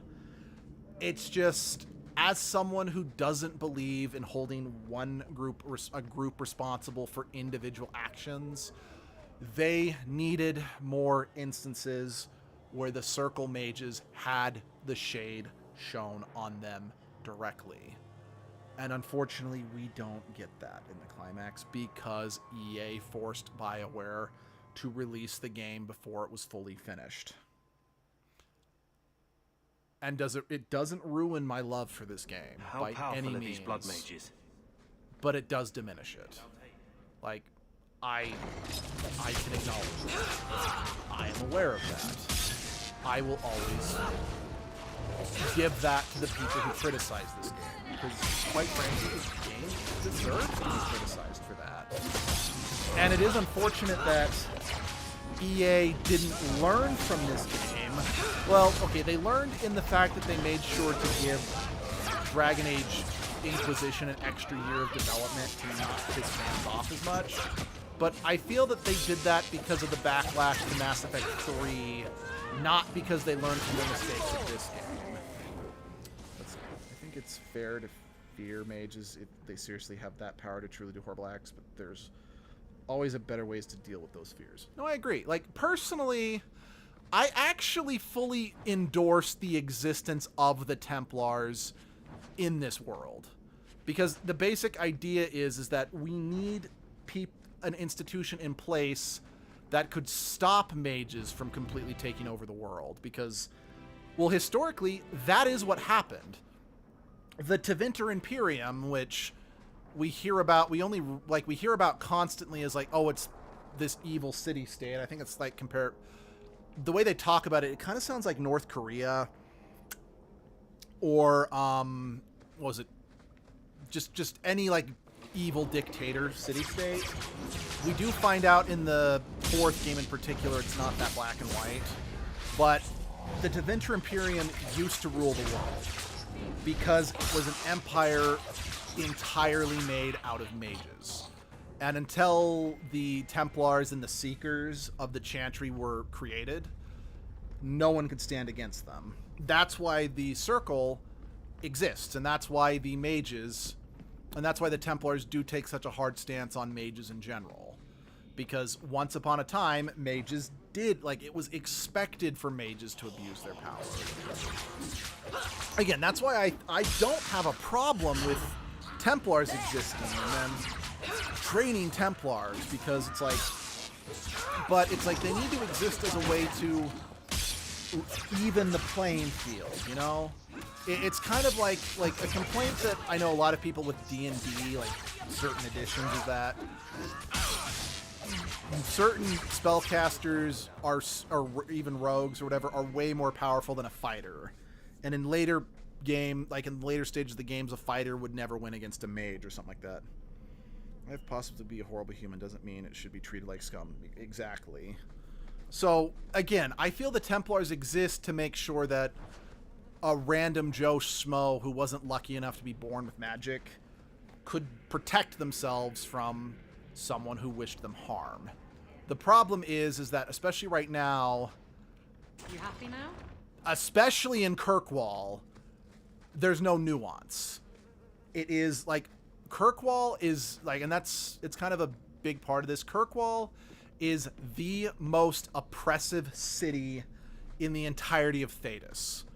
And it is because Knight Commander Meredith is such an anti-mage hating zealot. Leveling the playing field is fair. And that is how the Templar Order should be treated. How wonderful. More vessels for our experiments. Now, and again, Where is Karen? this is something that might not just the cross demons your will find one brain of you suitable. per se. Again, This especially if demon you're familiar worship with thing is a other real dark thing. fantasy and whatnot. I am not some hopeless waif that I'm crying to a In this demon. world, it's I sought supposed to them be out that and demons embraced can them. only possess mages Why have you taken the in their recruits? dreams. But what this cult Demons is can doing, inhabit it's much more finding a than way to mages put and demons in corpses. people who aren't mages. With assistance, they can control It's not explained the anyone I best ask. in Any Templar, this game or the member, last game, especially since we any do see well-meaning meddler. other mages turning other mages into demons. These are discussions that are like IRL discussions that being happening with humanity for exactly. And that's the reason why I do like the Dragon Age games, is because they touch on very real subjects. Good. The demons like spirit. If a few more Templars fall to the demons, we can seed chaos in their ranks. Because again, How many as someone who's abominations can they played plenty discover of amongst their fantasy own games where before it demonic drives the possession Knight is Commander a big crazy? deal, but not Good to know you're something that's supposed to be impossible. makes I things feel they could have conveyed this a little days of better old, to the truly Tevinter Imperium emphasize just spanned how, the known world. oh my Demons god, were their allies, what they're doing here held in actually check is, by you know? power and knowledge. Especially With a wave of since a hand, by the time I the can do fourth game, more I than mean, a Templar can one of the achieve in a characters in lifetime. the fourth game They command us. is a mage, or he's not a mage, he's a rogue. ruling them. He's a normal guy who is possessed by a demon. Kill the vessels only if But you must. it is, he's a unique situation where, unlike, because like most times when you see someone getting possessed by a demon, they turn into an abomination, kind of like the things we're fighting right now. Or you get someone like Anders, where they look regular most of the time, but they are still technically an abomination. It's an abomination by the church.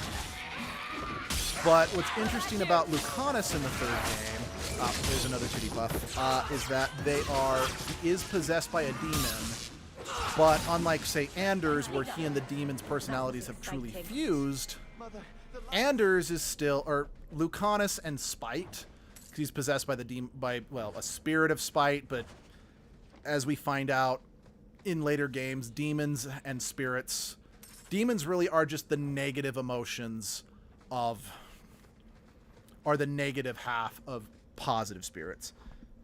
I'm roguing my demon again. I love pickpocketing people, except for the thing that happens last game where I got on that one. That stinks. Is it over? But yeah, he was able to keep his Karen. personality separate from That's my name. his demon that Oh, possessed thank him. the Maker. I thought he had abandoned me. So, when do we find out if this one's got a demon inside? I never understood why people could be so terrified of mages. Our family had too. You, Bethany.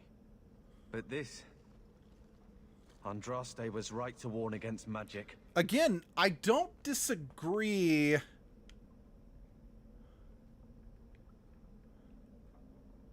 I don't disagree about warning about magic. That's not the problem in and of itself. The problem, but the problem is, once again, it's human nature. Tirane made a choice to practice blood magic. Most mages are good people. Right there. You don't think I know that? It's just that I never really thought about their side. Now I see. Yeah, no, I get it. I don't... What happens now? Meryl, you know something about this. Is he possessed? I don't know. I forgot. Sorry, I usually... It's clean. There's no scent of demons in his blood. I totally forgot Meryl could check that, since What's it called? Yeah, since I usually do play, because I'm usually trying to gain affection with Fenris, I usually don't bring Meryl, since Meryl and Fenris are always at each other's throats. Go ahead and leave, Karen. You've been through enough. Don't tell the Templars. It's around I don't know what they do to me. Oh, yeah, I guess, yeah, Please. it would be I need getting to go late back. for you over there. Tell them I'm all right. Tell my sister. I must go. We should tell Sir Cullen about this. Maybe earn a Templar's favor for a change. Wait, what? Why did that give me a rivalry with Meryl? The fuck? I'm confused. Why? I don't understand. What did I do that Meryl didn't like? Like, I brought Meryl because I genuinely thought that she would walk away with this without issue.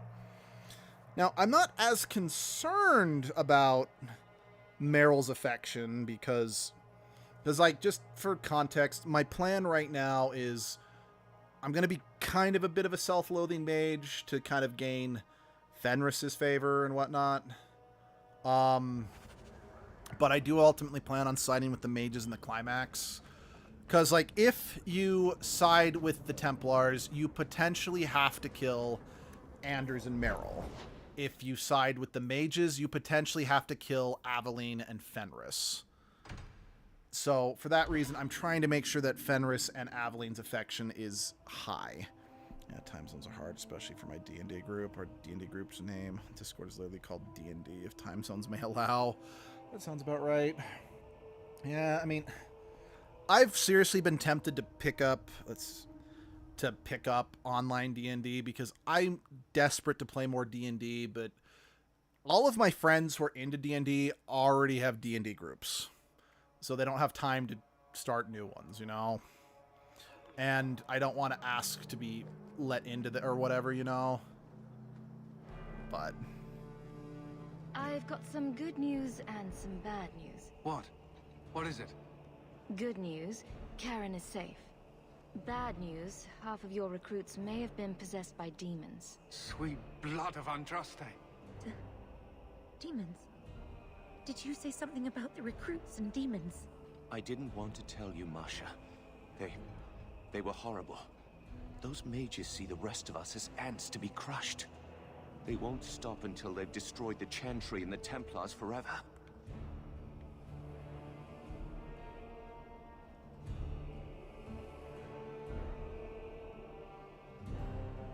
well, I mean, mages aren't, but those mages were. So it's like, yes, you're technically right. The But situation is dealt with. I have a Who is feeling right that and wrong is contextually they're trying to say it's all Wrong. magic's This is no fault. stuffy scholars debate. This is the central fact of the world that Andraste recognized. Shut up, Colin. But I will not preach. Thank you for your service. I will relieve Karen of his commission now, pending investigation. If there is any chance he still harbors a demon in him... No, you can't really think that. Karen's fine. He's safe. Please, sir. I tried to resist. I never took anything they offered. I need this position or my sister can't eat. I've been training for 5 years.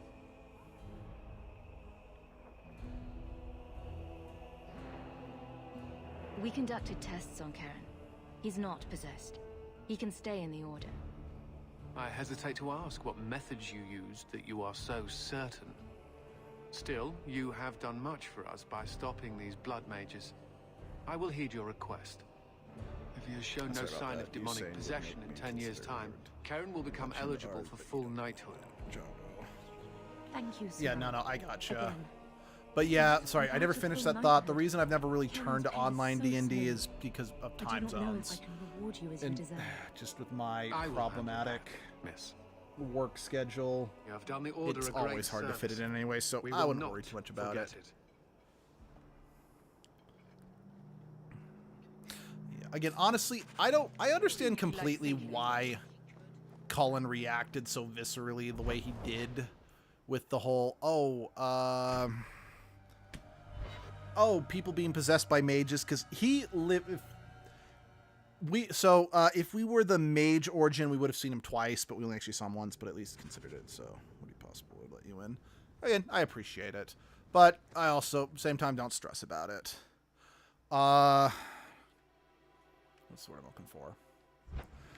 Cullen survived. Like, when we met him in the first game, he was the one Templar who was inside the Circle Tower who survived. Because he locked himself behind a barrier and just... Oh, I didn't realize there was a letter here. So, yeah, he witnessed firsthand mages turning into demons, forcing other mages to turn into demons. So, do I agree with the hard line he takes? Not completely. But I totally understand where he, as an individual, would come from, you know? In little places.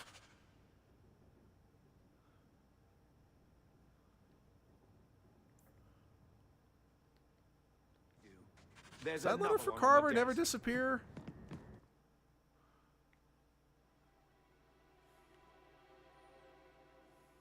If I remember correctly, Dougal's a dick. I think I've got enough money. I don't need to actually take Dougal's help this time around.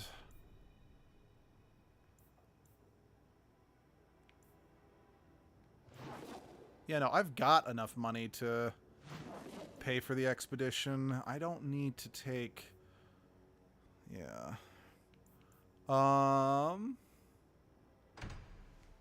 Let's do Finders Keepers.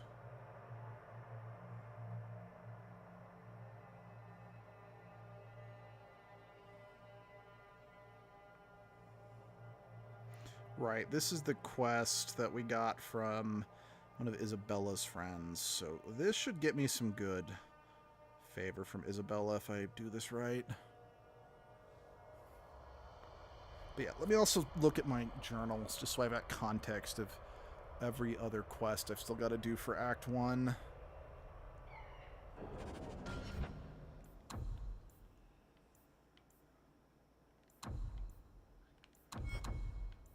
Yeah, those are DLC.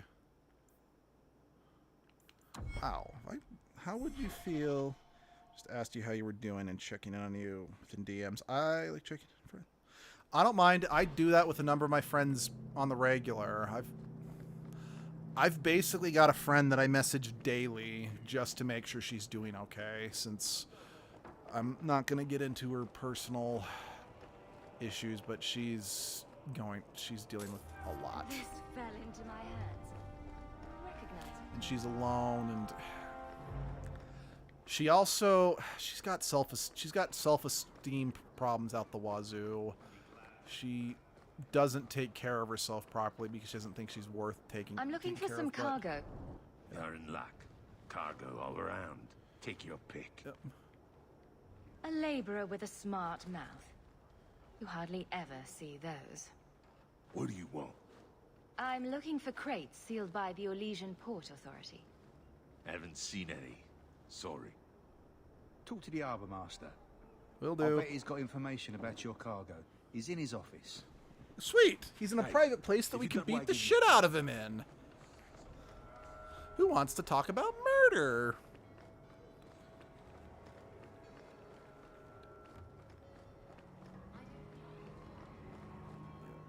Feel free to look at... I don't remember if you had anything worth my while, but I've only talked to you once, so I kind of want to see... Okay, yeah, no, I've got plenty of... Got plenty of gold. I got the 50 sovereigns I need to finance the exposition, plus 5 extra.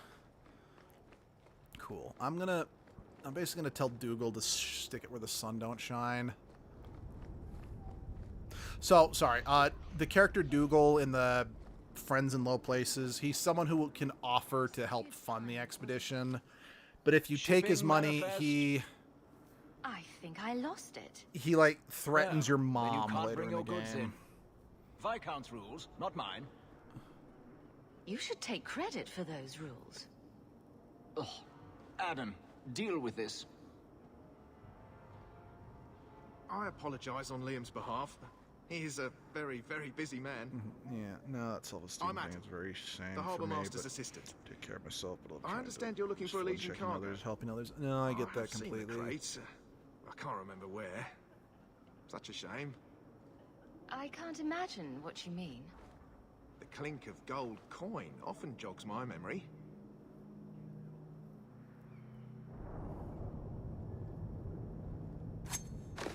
They say your life flashes in front of your eyes before you die. You're not going to kill me in broad daylight. No one's that stupid. Okay, so a bit of a doormat. I get that. Is this enough to help you remember? I think Isabella would lose respect for me if I just went straight for the money. That's why I did that.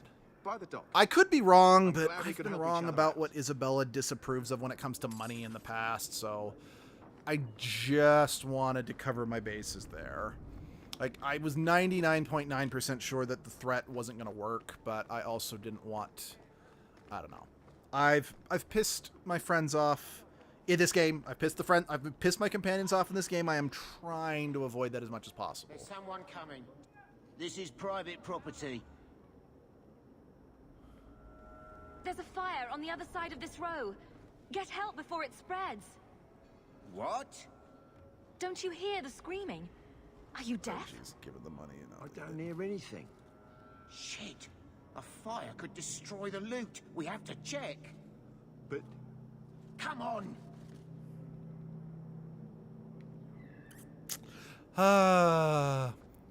Isn't it wonderful when you don't actually have to make like a charisma roll?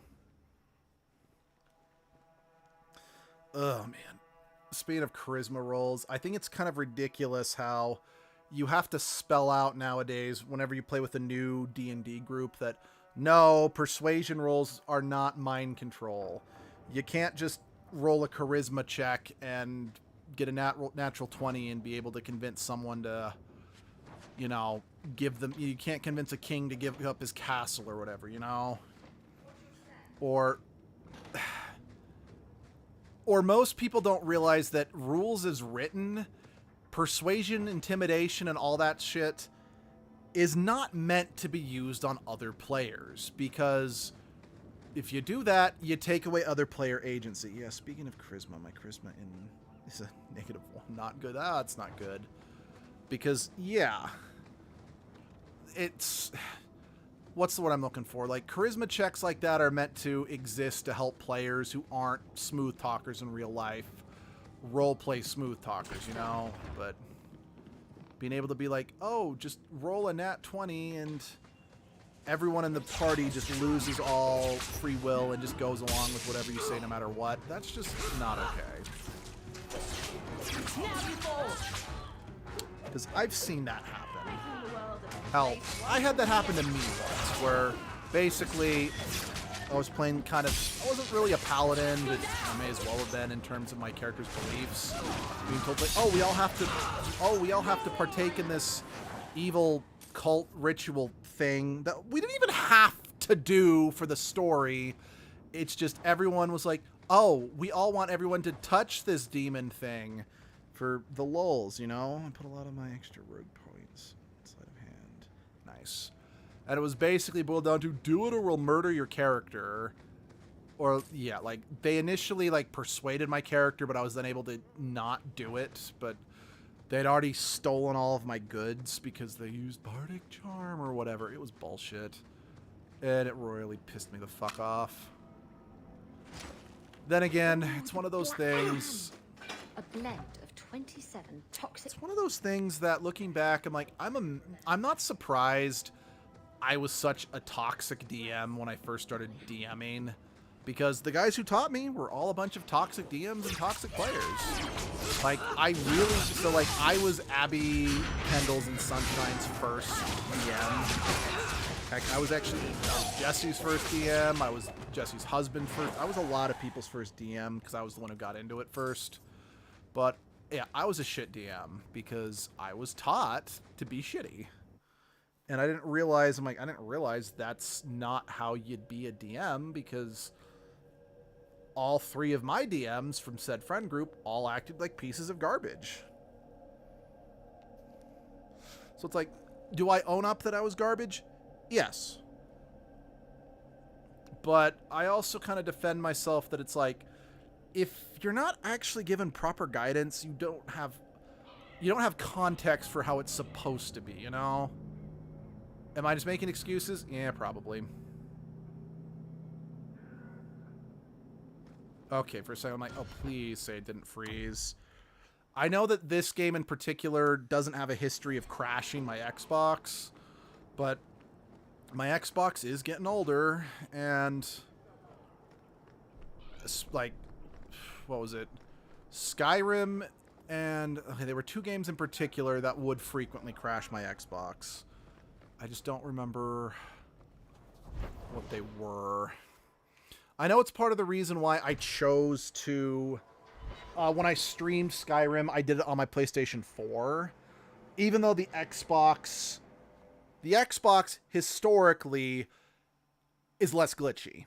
Like, I remember looking it up, the Xbox 360, because like, every version of Skyrim I've played, after a certain questline, Ulfric's Stormcloak just disappears from reality, making it impossible to finish the Civil War storyline as well as any other storyline he's involved with, unless you find a way to repopulate him into the game. And guess what simply modding in a spell to filled with enough summon poison him to assassinate didn't work. every noble in Orlais, Yeah, and my then DM, some. first time DM, played D&D good amount. I knew I should have told you not to look in the crates. Got a good DM. Look, there's nothing shady going on here. I got the stuff. But like from the a reason why I legitimate insisted on doing it on my supplier, PlayStation and I'm 3 going instead to of my sell it to Xbox, legitimate even though my channels. Xbox doesn't It's all have legitimate. the same. It's poison. It kills people. I just sell it. I'm not Even though responsible it for doesn't what people have the do with issues it. with NPCs So, where is disappearing. it? My Xbox did have a problem with crashing midstream, and since that would would crash if I played it Skyrim for more than a couple hours, I'm actually understanding D&D more. Yeah, it's good. Do you know where Alton Woodrow's warehouse is? Merchant Woodrow's place. I know it. Thanks for this, friend. You've more than earned your reward. I'm gonna get my goods. But You yeah, come because I didn't back want it once I'm set crashing up, midstream, I'll give because you a I would have to unplug my Xbox to fix it, and that would just kill the stream, and I'd run into too many.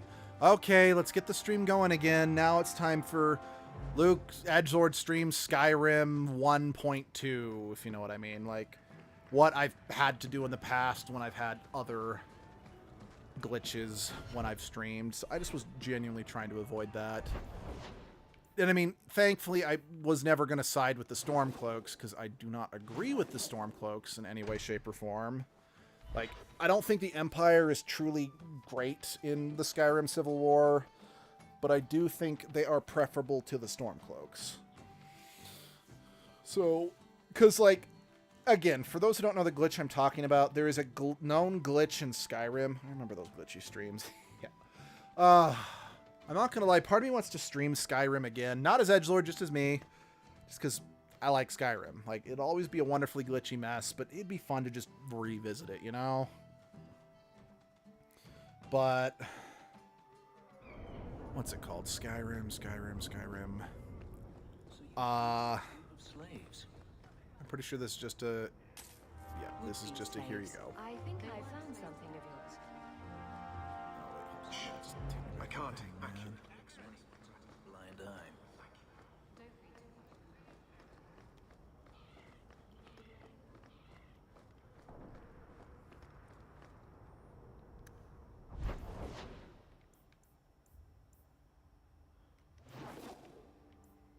Am I really just down to these 2 story quests? I mean, I do think I've done every character quest for Act 1. I do know the meat of the character stuff is in the later 2 acts. Just since technically the recruiting the characters were part of the... I have fun watching you play Skyrim, even if it's glitchy, because at least it's not Sonic 06, am I right? I don't know. I mean, yes, you're right. I would actually have fun with Skyrim. At least some of the... How do I put this? Some of the problems with Sonic 06 are at the very least... That's what I'm looking for. Yeah, no, I can't even finish that. Well. Now it's beginning to all make sense. Do I know you? Not yet, but I wager you'll be glad we met. The name's Dougal Gavorn. And you're Bartrand's new business partner. Oh. Yes. Bartrand was falling all over himself to enlist my help. And that's what I need to talk to you about. I should have brought Varric for Bartrand this. turned aside my offer of help, Just even realized... though I had the coin to spare. Oh well. Thing is, I still think it's a promising venture. The fool won't let me invest, but if someone like you invested on my behalf... So, 1 second.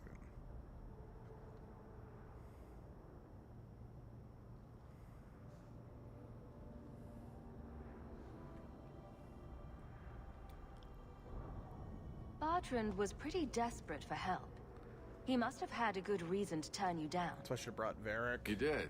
We had a disagreement. You've met Bartrand, yes? Someone would need the patience of a Bronto not to want to kill him. But what's done is done. Now his pride won't let him take my coin, even if it ruins him. He won't be happy if I do this. Then why tell him? Bartrand is better off not knowing a lot of things. This way he's happy, you're happy, and I'm happy. We're all happy. Just what kind of terms are we talking about here? I give you what Bartrand needs.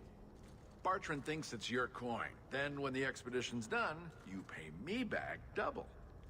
What if I don't have double? This might all be for nothing. If you really think it's such a waste of coin, why go at all? I think double's the very least I could earn back for this kind of investment, don't you? This seems suspicious. I'm taking quite a gamble myself. I'm willing to bet you're a good risk. Bartrand obviously thinks so. You care to extend the same courtesy to me? No. I can smell a rotten deal from 20 paces. No thanks. Think you can come up with a coin all on your own, eh? Fair enough. My sister always has something up her sleeve. She'd better. This Change your mind? is Come talk to me. here I doubt this expedition is specifically going to anywhere kind in of the save your meantime. ass if you ended up spending all of your money. Finally, the wood's time to throw bird-seed and milk. Don't ask me specifically why. I couldn't answer you. All right. Well, have fun throwing seeds. But yeah, he's there specifically to kind of catch you if you fall. I do have the money. I did save up 50 sovereigns, which is what I needed, which is why I'm telling him no. Because if you take his money, he comes back and starts threatening you and your family, and, well, technically that means I might be potentially throwing away some experience, having to kill him later.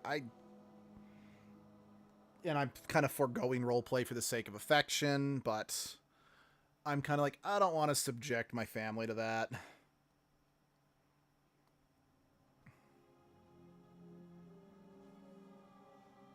Again, I do appreciate that the game does throw that safety net in there, since, I mean, it would have to, now that I think about it, just since grinding, you can't grind in the Dragon Age games like you can in a lot of other RPGs. There is a finite number of money you can earn, and there's a finite number of quests you can do. So, The best outside of all. yeah, and considering you need 50 sovereigns to do the Deep Roads expedition, it is, again, I do appreciate that it is still there. Alright. Yeah, am I really done with Act 1? Shit, I'm done with Act 1. I might be. That is unless, of course, they're like, hey, before we go, we need you to take care of X, Y, and Z.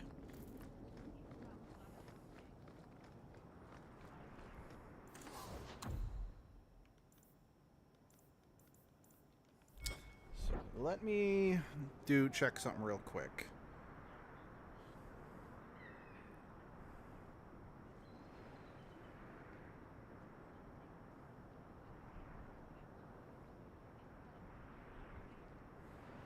I want to make sure. No, I do not want. I just want to know. Back Emporium.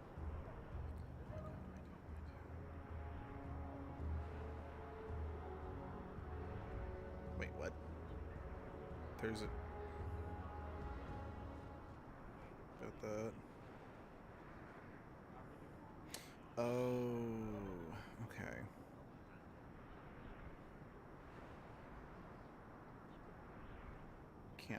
I can't access that one.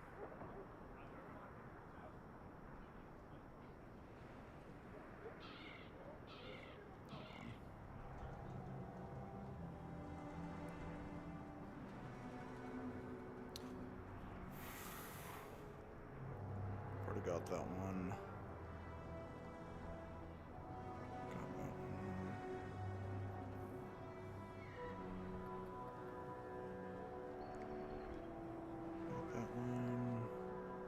Okay, sorry, no, I'm double checking. I have not missed any necessary,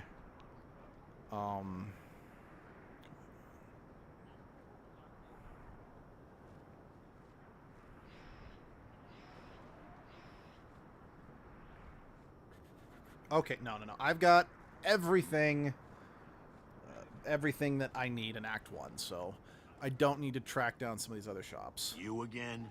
What now? Now, is that any way to talk to your business partner? Partner? Bloody Varric. I suppose you're the help he promised. It figures. If you see that sodding bastard, bring him here. I want to hear exactly what he's promised, right from his lying mouth. Oh, right. I guess I need... Okay, I need Varric present for this. Yeah, oops. And unfortunately, like I've said a few times, there's not an easy way to swap your party in this, so... We're just gonna swing to Gamlen's house so we can just empty the party, and then we'll come right back. Actually, we're gonna actually swing by Fenris's house, just in case. I'm positive he's not gonna have anything else for us, but it doesn't hurt to swing by just to be safe.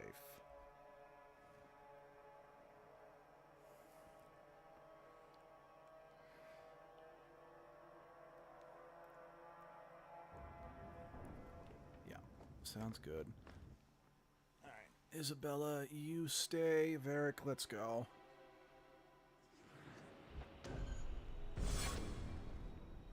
Let's level Varric up.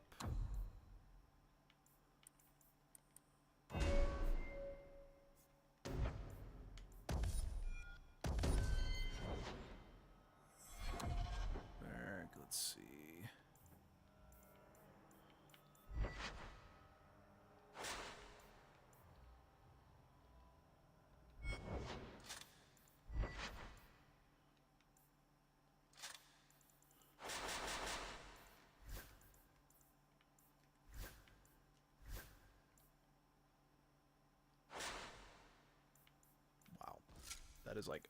That is like a massive improvement.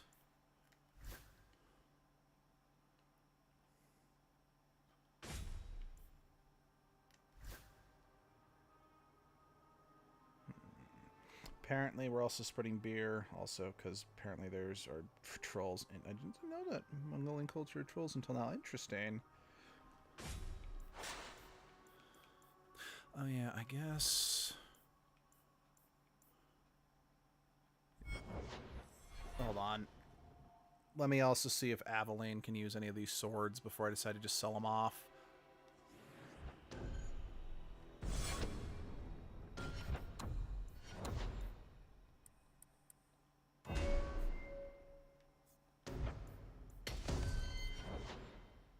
Okay, good. I'm building good friendship with Aveline, so I am where I'm on the right track with her.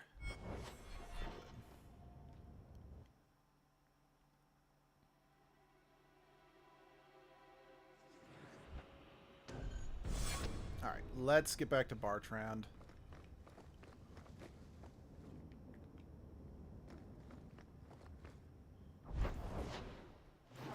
What the? Oh, it's just more friend. It's just the friends in low places. Again, I don't need it, so I don't need to deal with shady ass Dougal.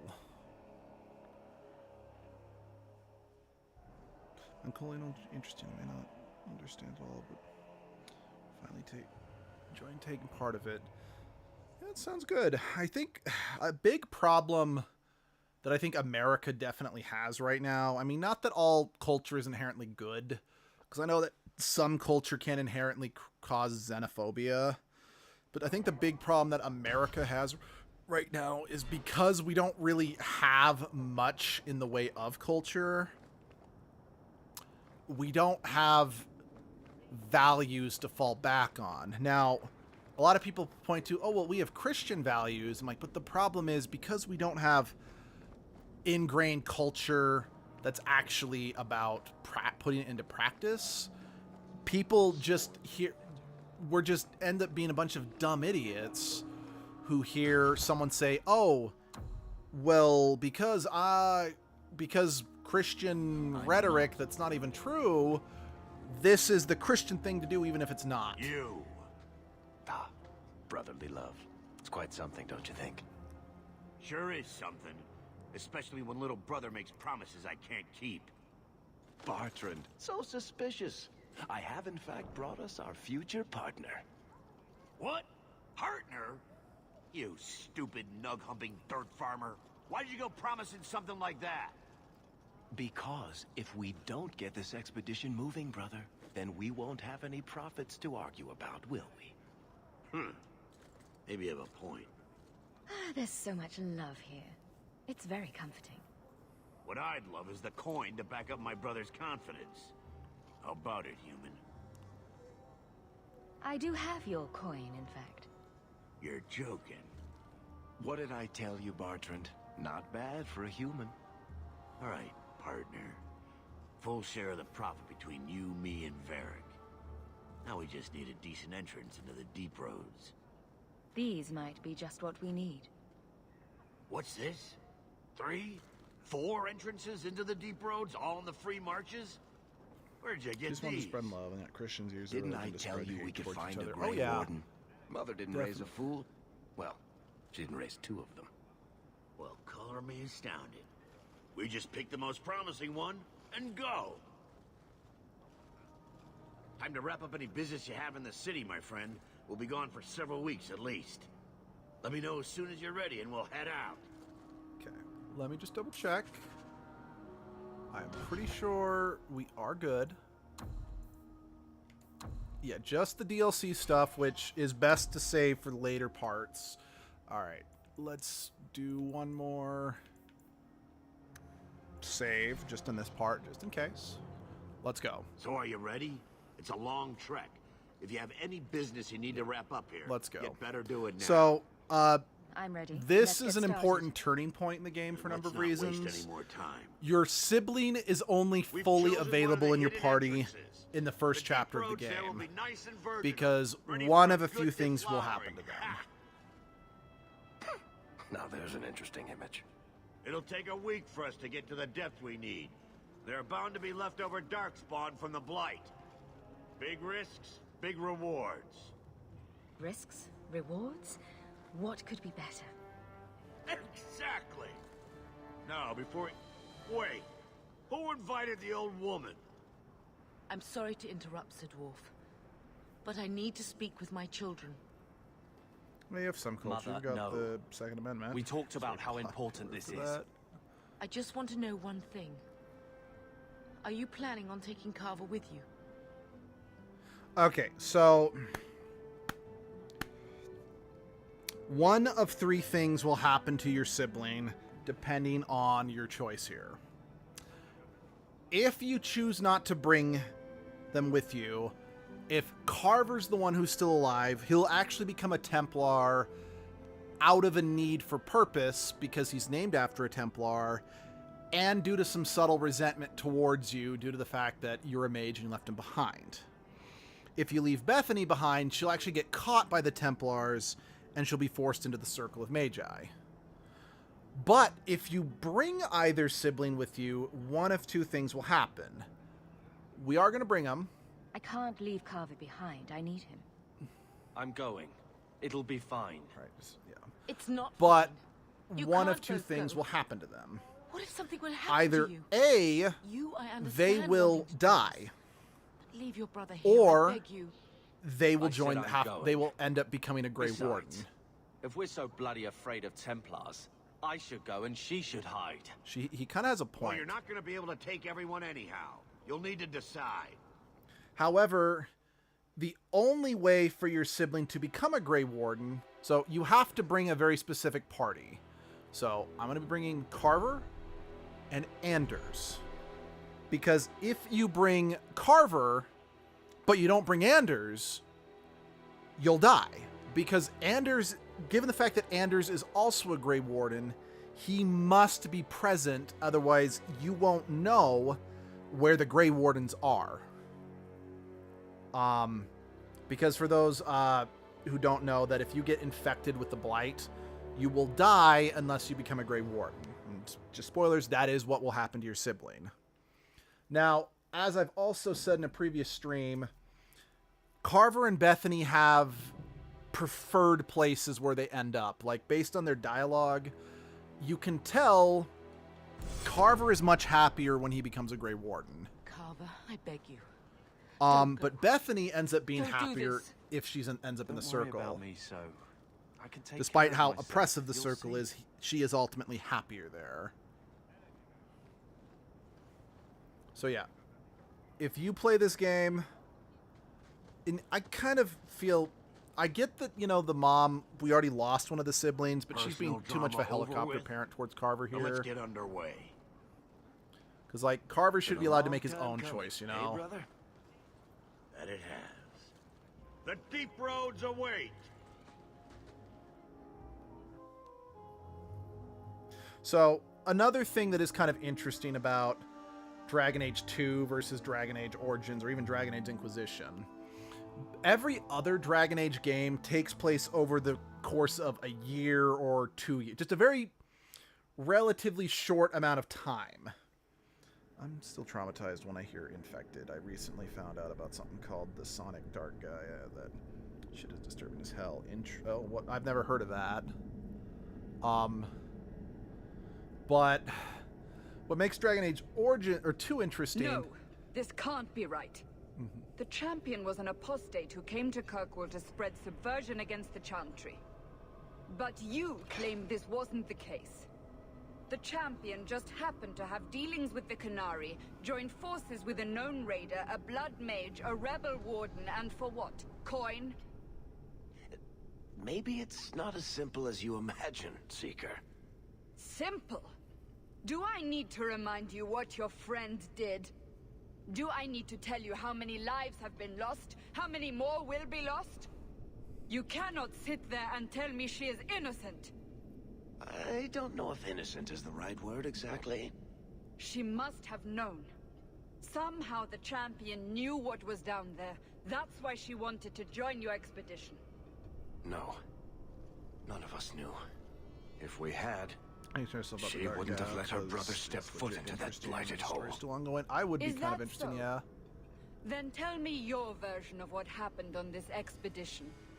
Well, we entered the deep roads as planned, but we didn't get very far.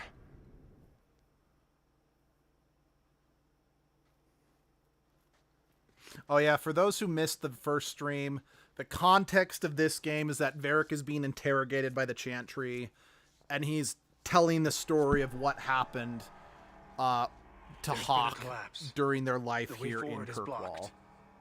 What? Is there some way around? Not that I've been able to find. The side passages are too dangerous.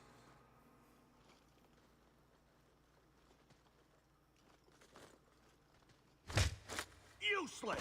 What am I paying you blighters for? Set camp! Let me think.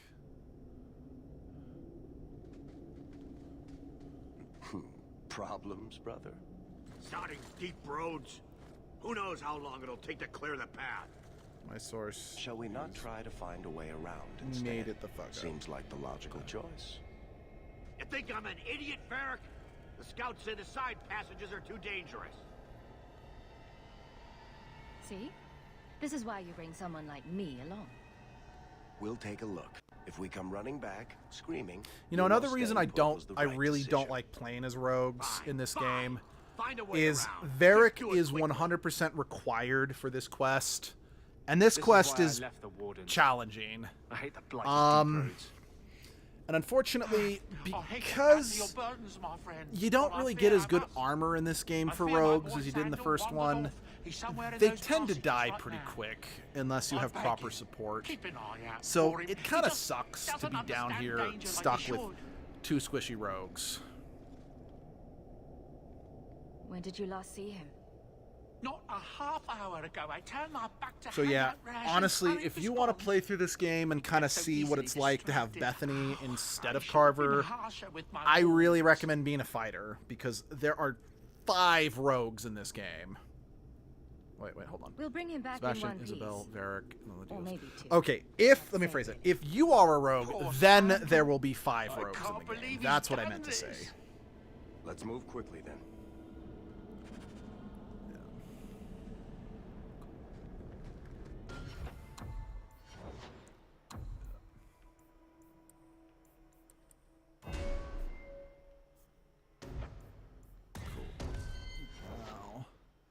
Anders can resurrect.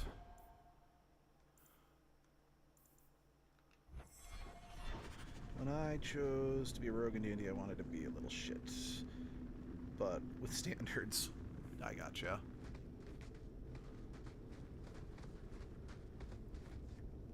But yeah. So Cassandra, the woman who is interrogating Varric, she is playable in the next game. In fact, she's one of the more interesting characters. And she's a character I want to love, dare I say. She's a character I even want to romance.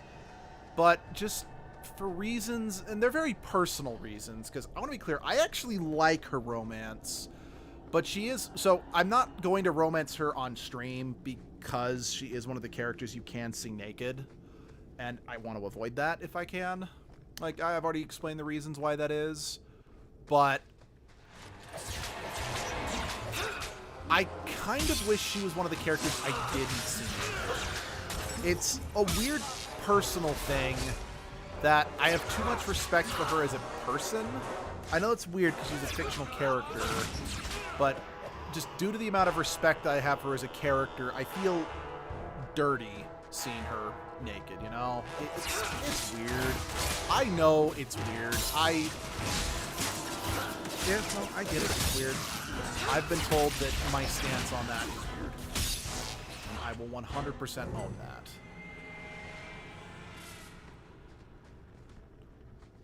Like I said, as of right now, so I am going to be playing a female Inquisitor as well, because I've always liked just the voice act. I've always preferred the female voice actors in Dragon Age for the most part.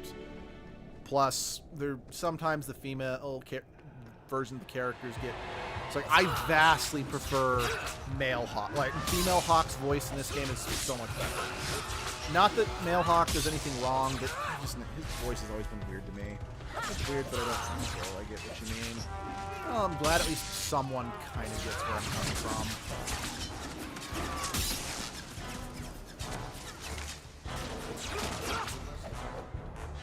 I mean, it's... So, like, the character of Sarah in the next game. So, what's it called? Dragon Age Inquisition was the first one to really... So, everyone but Sebastian in Dragon Age 2, and then every romance in Dragon Age Veilguard went the route of everyone was bisexual, so no matter who you played as, you could always be with whoever you wanted to be. I kind of prefer what Mass Effect Andromeda and Dragon Age Inquisition did, where it's like, no, we have people who are bisexual, we have people who are straight, we have people who are gay. It felt more real, and it felt like proper representation. Because, like, to quote one of my friends, when a character is only gay when the main character, when the player character interacts with them, it's queerbaiting. Again, as I'm not gay, I don't know if I'm using that term correctly or appropriately, but I do just kind of want to bring up why I prefer the Inquisition approach. But because in Dragon Age Inquisition, there are characters whose sexuality are set, and they'll even talk about their sexuality independently of you interacting with them. It felt like better representation. But I do also know a lot of people were like, well, I want to play a gay man, but I really want a romance Cullen. And they were just disappointed that was not an option open to them. And, well, my initial argument is like, well, but you're disrespecting Cullen's sexuality. Because, sadly, I'm not saying this is right, but I had a friend in college.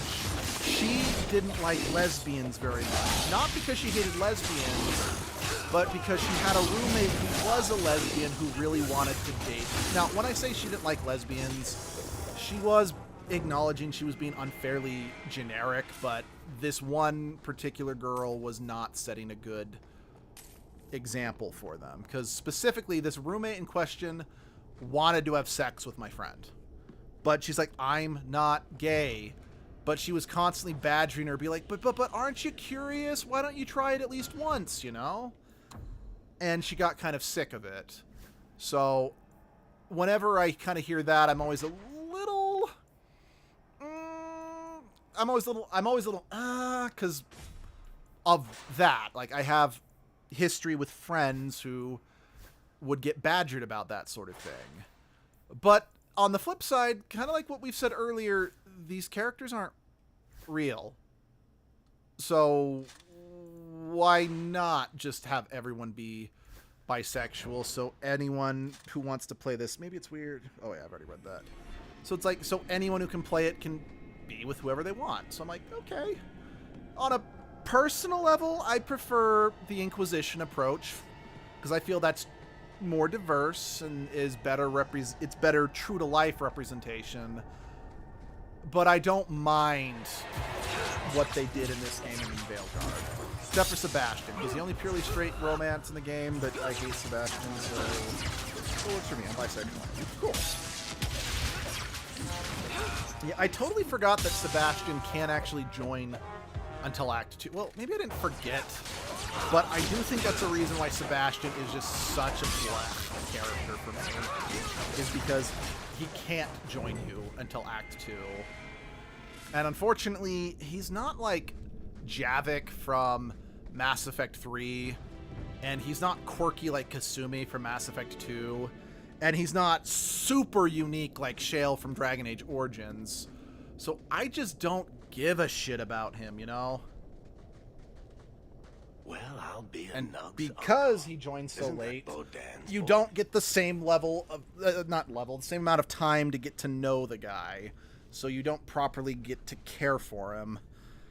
Plus, again, I just don't care for him. Hello. Hi, Sandal. It is. The great warrior stands victorious. I'd really like to know how you managed to kill all of them.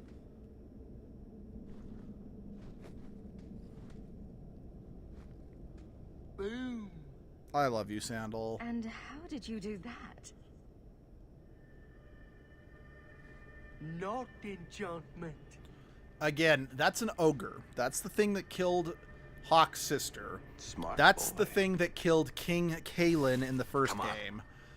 These things are fucking dangerous.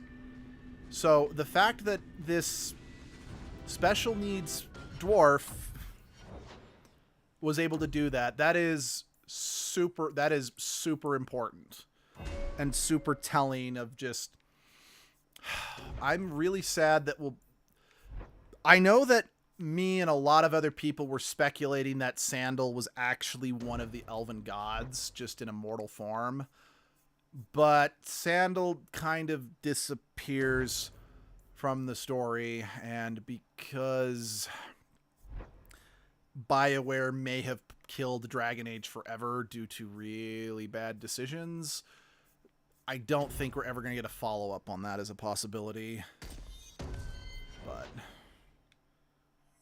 yeah, he's not in the third game. He only gets a passing mention in the third game, and I don't think he is mentioned at all in the fourth game. And like I said, I don't think I'm worried about anyone waiting to sleep with me. I got no riz.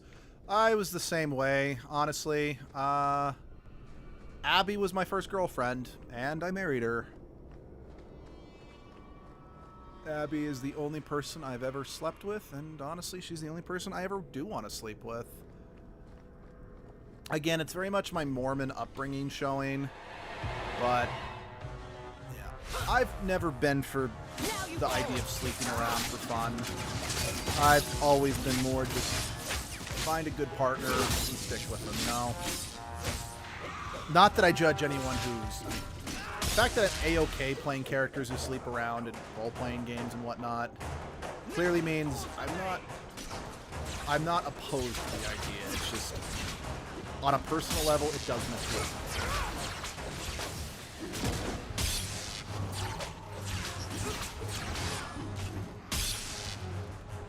Now, one thing I will say, I really wish there were more games out there that had legitimate polyamorous options and not just, it's not real polyamory, it's just you're a man whore or a woman whore sleeping around behind everyone's back, or if you know what I mean. So I appreciate the Persona series. It's never been one that I've liked playing all that much on my own. Let's see. I get you. I just want to make sure I'm a good partner. I do, because become a partner, I don't want to sleep around because I want to avoid Yep, there's that too. Wow, actually, I managed to get Carver kind of like right in the middle. Like, he doesn't hate me anymore, but we're not... I didn't fully commit to become friends. Still, not bad. Not bad, actually.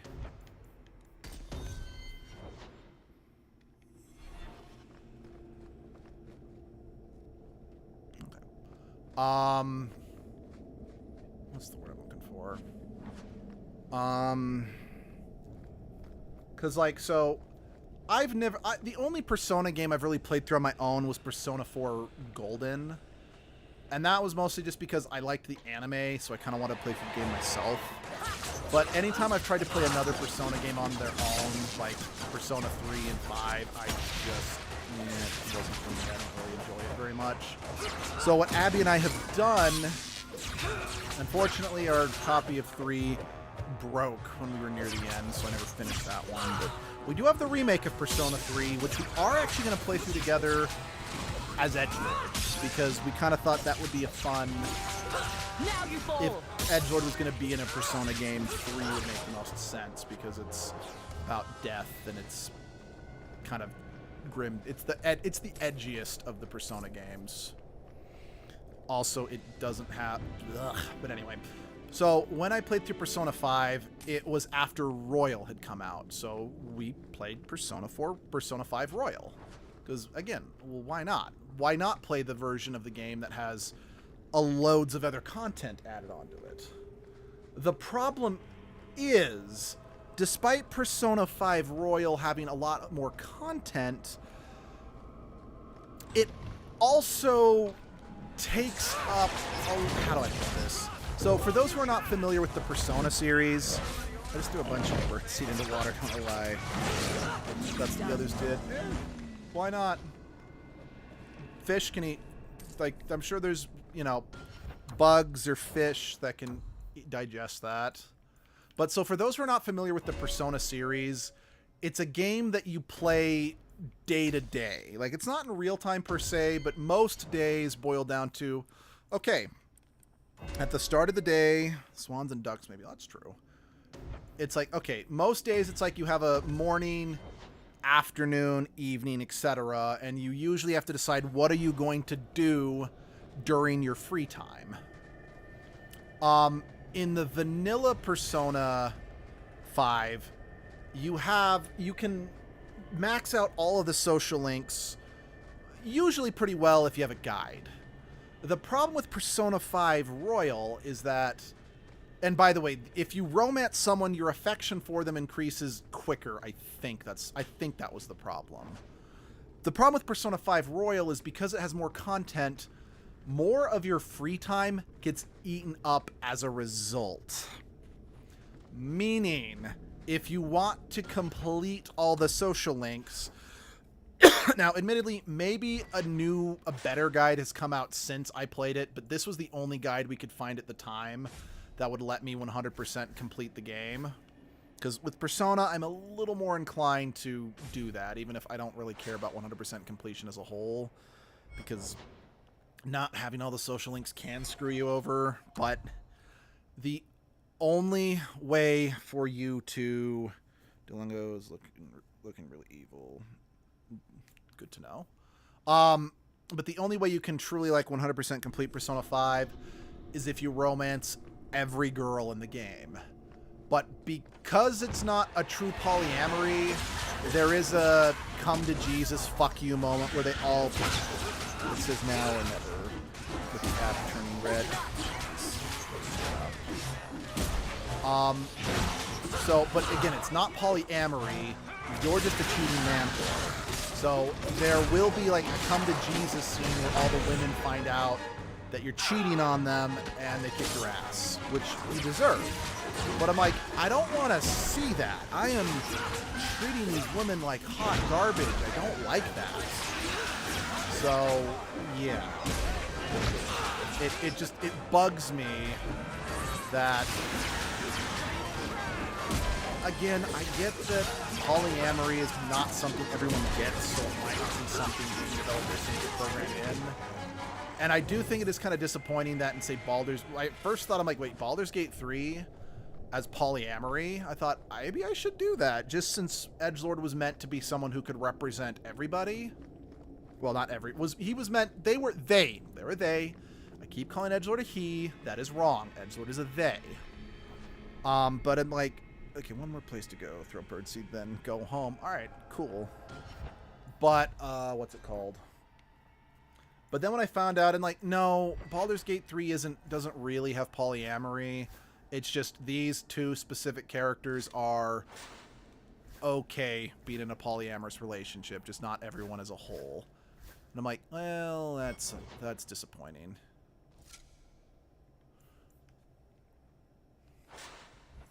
Plus, that was also... Baldur's Gate 3 really was definitively when Edgelord kind of was established as being asexual.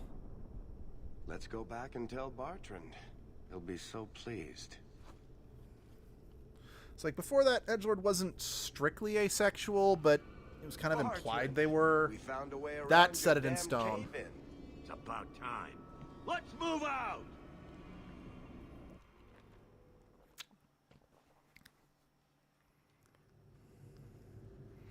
I'm still waiting to hear back from Abby, so the reason I was able to do another stream is she had another meeting for the play she's a part of. She said she was planning on being back by now, but well, let me text her. Holy shit. Is this what you were expecting? I thought.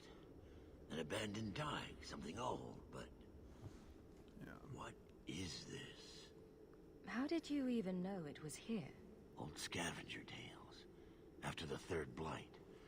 A week below the surface, they said. But nobody believed them. Looks like they were right.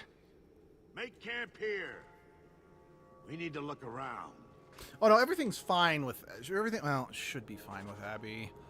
I mean, if it wasn't, I imagine her co-director, who I'm also friends. Well, okay, she's the co-director. He's the primary director. He would have called me. Nothing in this tide makes sense.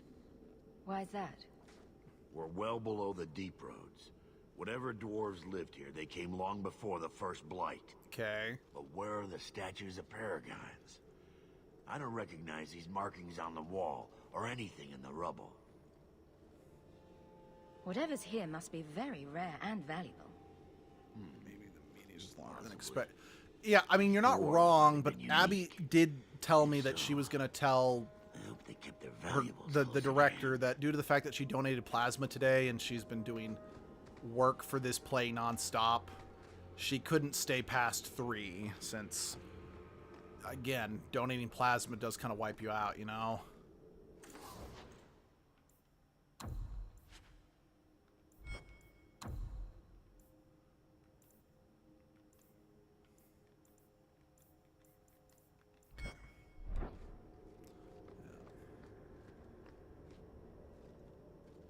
Say thank you to the nice lady. Thank you.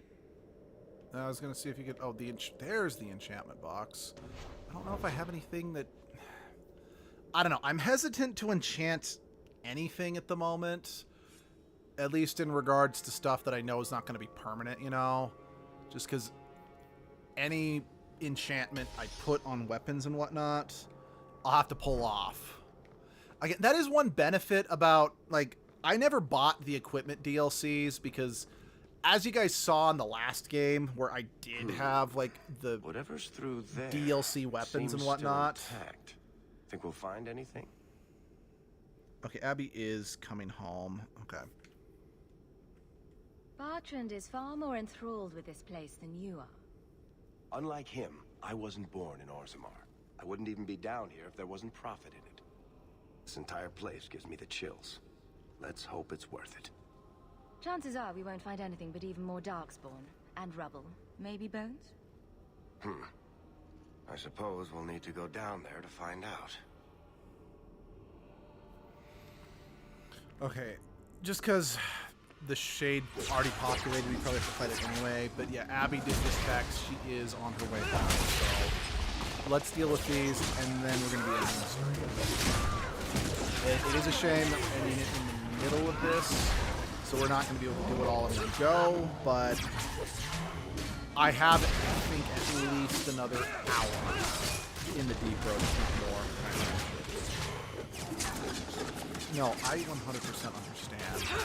You know, I remember quite frankly, and this really should have been my hit, especially since I was firing for this, but when my second boss at my shitty hospital at my awful hospital job, which ironically enough was the longest job I ever held down, there was a brief period of time where my boss, due to the fact that he had childcare issues, he would have me come to work at like 6, because like the normal opening shift was like 6 to 2:30 or 6 to 2 or whatever, and open for him, and then he'd come in and either help or come in and relieve me, whatever. Well, one day he was always very good about being there by at least 7 to 7:30, and if he was going to be later, he'd always text me. Well, one day he didn't show up, and I got worried about him, and I sent him a text being like, "Are you okay?" Because like I served breakfast and everything, and then when he finally got back, he was like, "Yeah, I got held up." I'm like, "Oh, thank God! I was worried that you'd gotten hit by a car or something." And then when he showed up, I'm like, "What the fuck is wrong with you?" I'm like, "What are you talking about? How dare you say you wished I got hit by a car?" Basically saying, projecting that he was in an accident. I'm like, "Dude, I was worried about you, you fucking piece of shit." And I phrased it that way, but instead he decided to throw a temper tantrum like the petulant man-child he was. Like I said, that should have been my realization that that piece of shit wasn't worth my time. Anyway, that is going to be it for today. I'm glad I was able to do a bonus stream. There may be more bonus streams next week in the evening. I know Abby is still busy, so I'll be alone in the evening, so I'll have time for them, at least on that front. But, oh no, he was a piece of shit. Honestly, I'm fairly certain the only reason he was never fired, because everyone who quit always listed him as the reason they didn't want to work there anymore, was because he was fucking the HR woman. It's just going to depend entirely on what happens tomorrow at my doctor's appointment to see if I am fit for duty. Because if I am fit for duty, that means that I'll start getting sent to... It was a really nice stream. Nice hanging out with you too. It means that I won't be... Because I only can work so many hours in a day and in a week right now due to my knee injury. If I'm declared fit for duty, that's not a thing anymore. Now, that does mean... That doesn't necessarily mean I'm going to have to work longer hours, but it does mean, like, as of right now, where I'm doing my light duty is within, like, 10, 20 minutes of home. But if I get cleared fit for duty, I could potentially start getting sent places much, much farther from home, which would affect my ability to stream. Because, I mean, there have been times where, like, the drive home at the end of the night is anywhere between an hour to 2 hours, so... That's why I'm not sure. That's why I can't promise bonus streams this coming week in the evening. That being said, there is a potential chance that once I'm declared fit for duty, I might just straight up lose my job because they're in layoff mode. So that could also happen, in which case, thank you, I appreciate it. Oh, hold on. Okay. Hold that thought, honey. I'm just wrapping up the stream. Oh my god, sorry, bye. No, yep, Abby's alive. She just called. So there's a chance if I lose my job, well, then I'll have plenty of time for streaming. Because me and Abby, we have a vacation planned it's going to be... Yeah, we're actually going to be leaving for it in about a month. If I do get laid off, we've decided I'm going to hold off truly looking... I mean, I'm going to look for a job, obviously, but I'm not going to accept any new job. Because most places will not be willing to hire you and then let you go on an immediate vacation. But I've also had this like, hey, we'll hire you, but you won't start until after said date. So there's going to be potentially a month. If I do get laid off this week, there'll be like a potential month I'll be without work. Possibly. That will mean, like I said, more streams that way. I'm rambling. So anyway, yeah, my life's a little topsy-turvy at the moment, but yeah, I'm not sure when, but I'll see you guys then. Sorry, one last thing. The Edgelord poll is because I have one gym left in Pokemon Sword, and I'm really leaning on not doing the DLC for Pokemon Sword, because it's not really in the vein of what Edgelord would give a shit about, or what Edgelord's about. There is a chance we could potentially wrap up Pokemon Sword next stream, because I've got one more gym and then the League. And I don't really remember how much other little stuff happens in between those two things. So, I will be wrapping that poll up. Make sure you vote. As of right now, Pikmin it was still winning before I started the stream, K. It's tied now. I see. Well, what's tied for first place are what I consider shorter games. Games that either due to the fact that I know them really well or I know that they're not that long, I can probably beat them in less than 10 streams. I will probably be getting another poll going shortly after that. Like, once I close the poll tonight, I will probably get another poll going. Just since... I mean, I may not post it tonight, but I'll need to at least put it together. Anyway, that's beside the point. Anyway, for real this time. I'm not sure when, but I'll see you guys then. Bye-bye.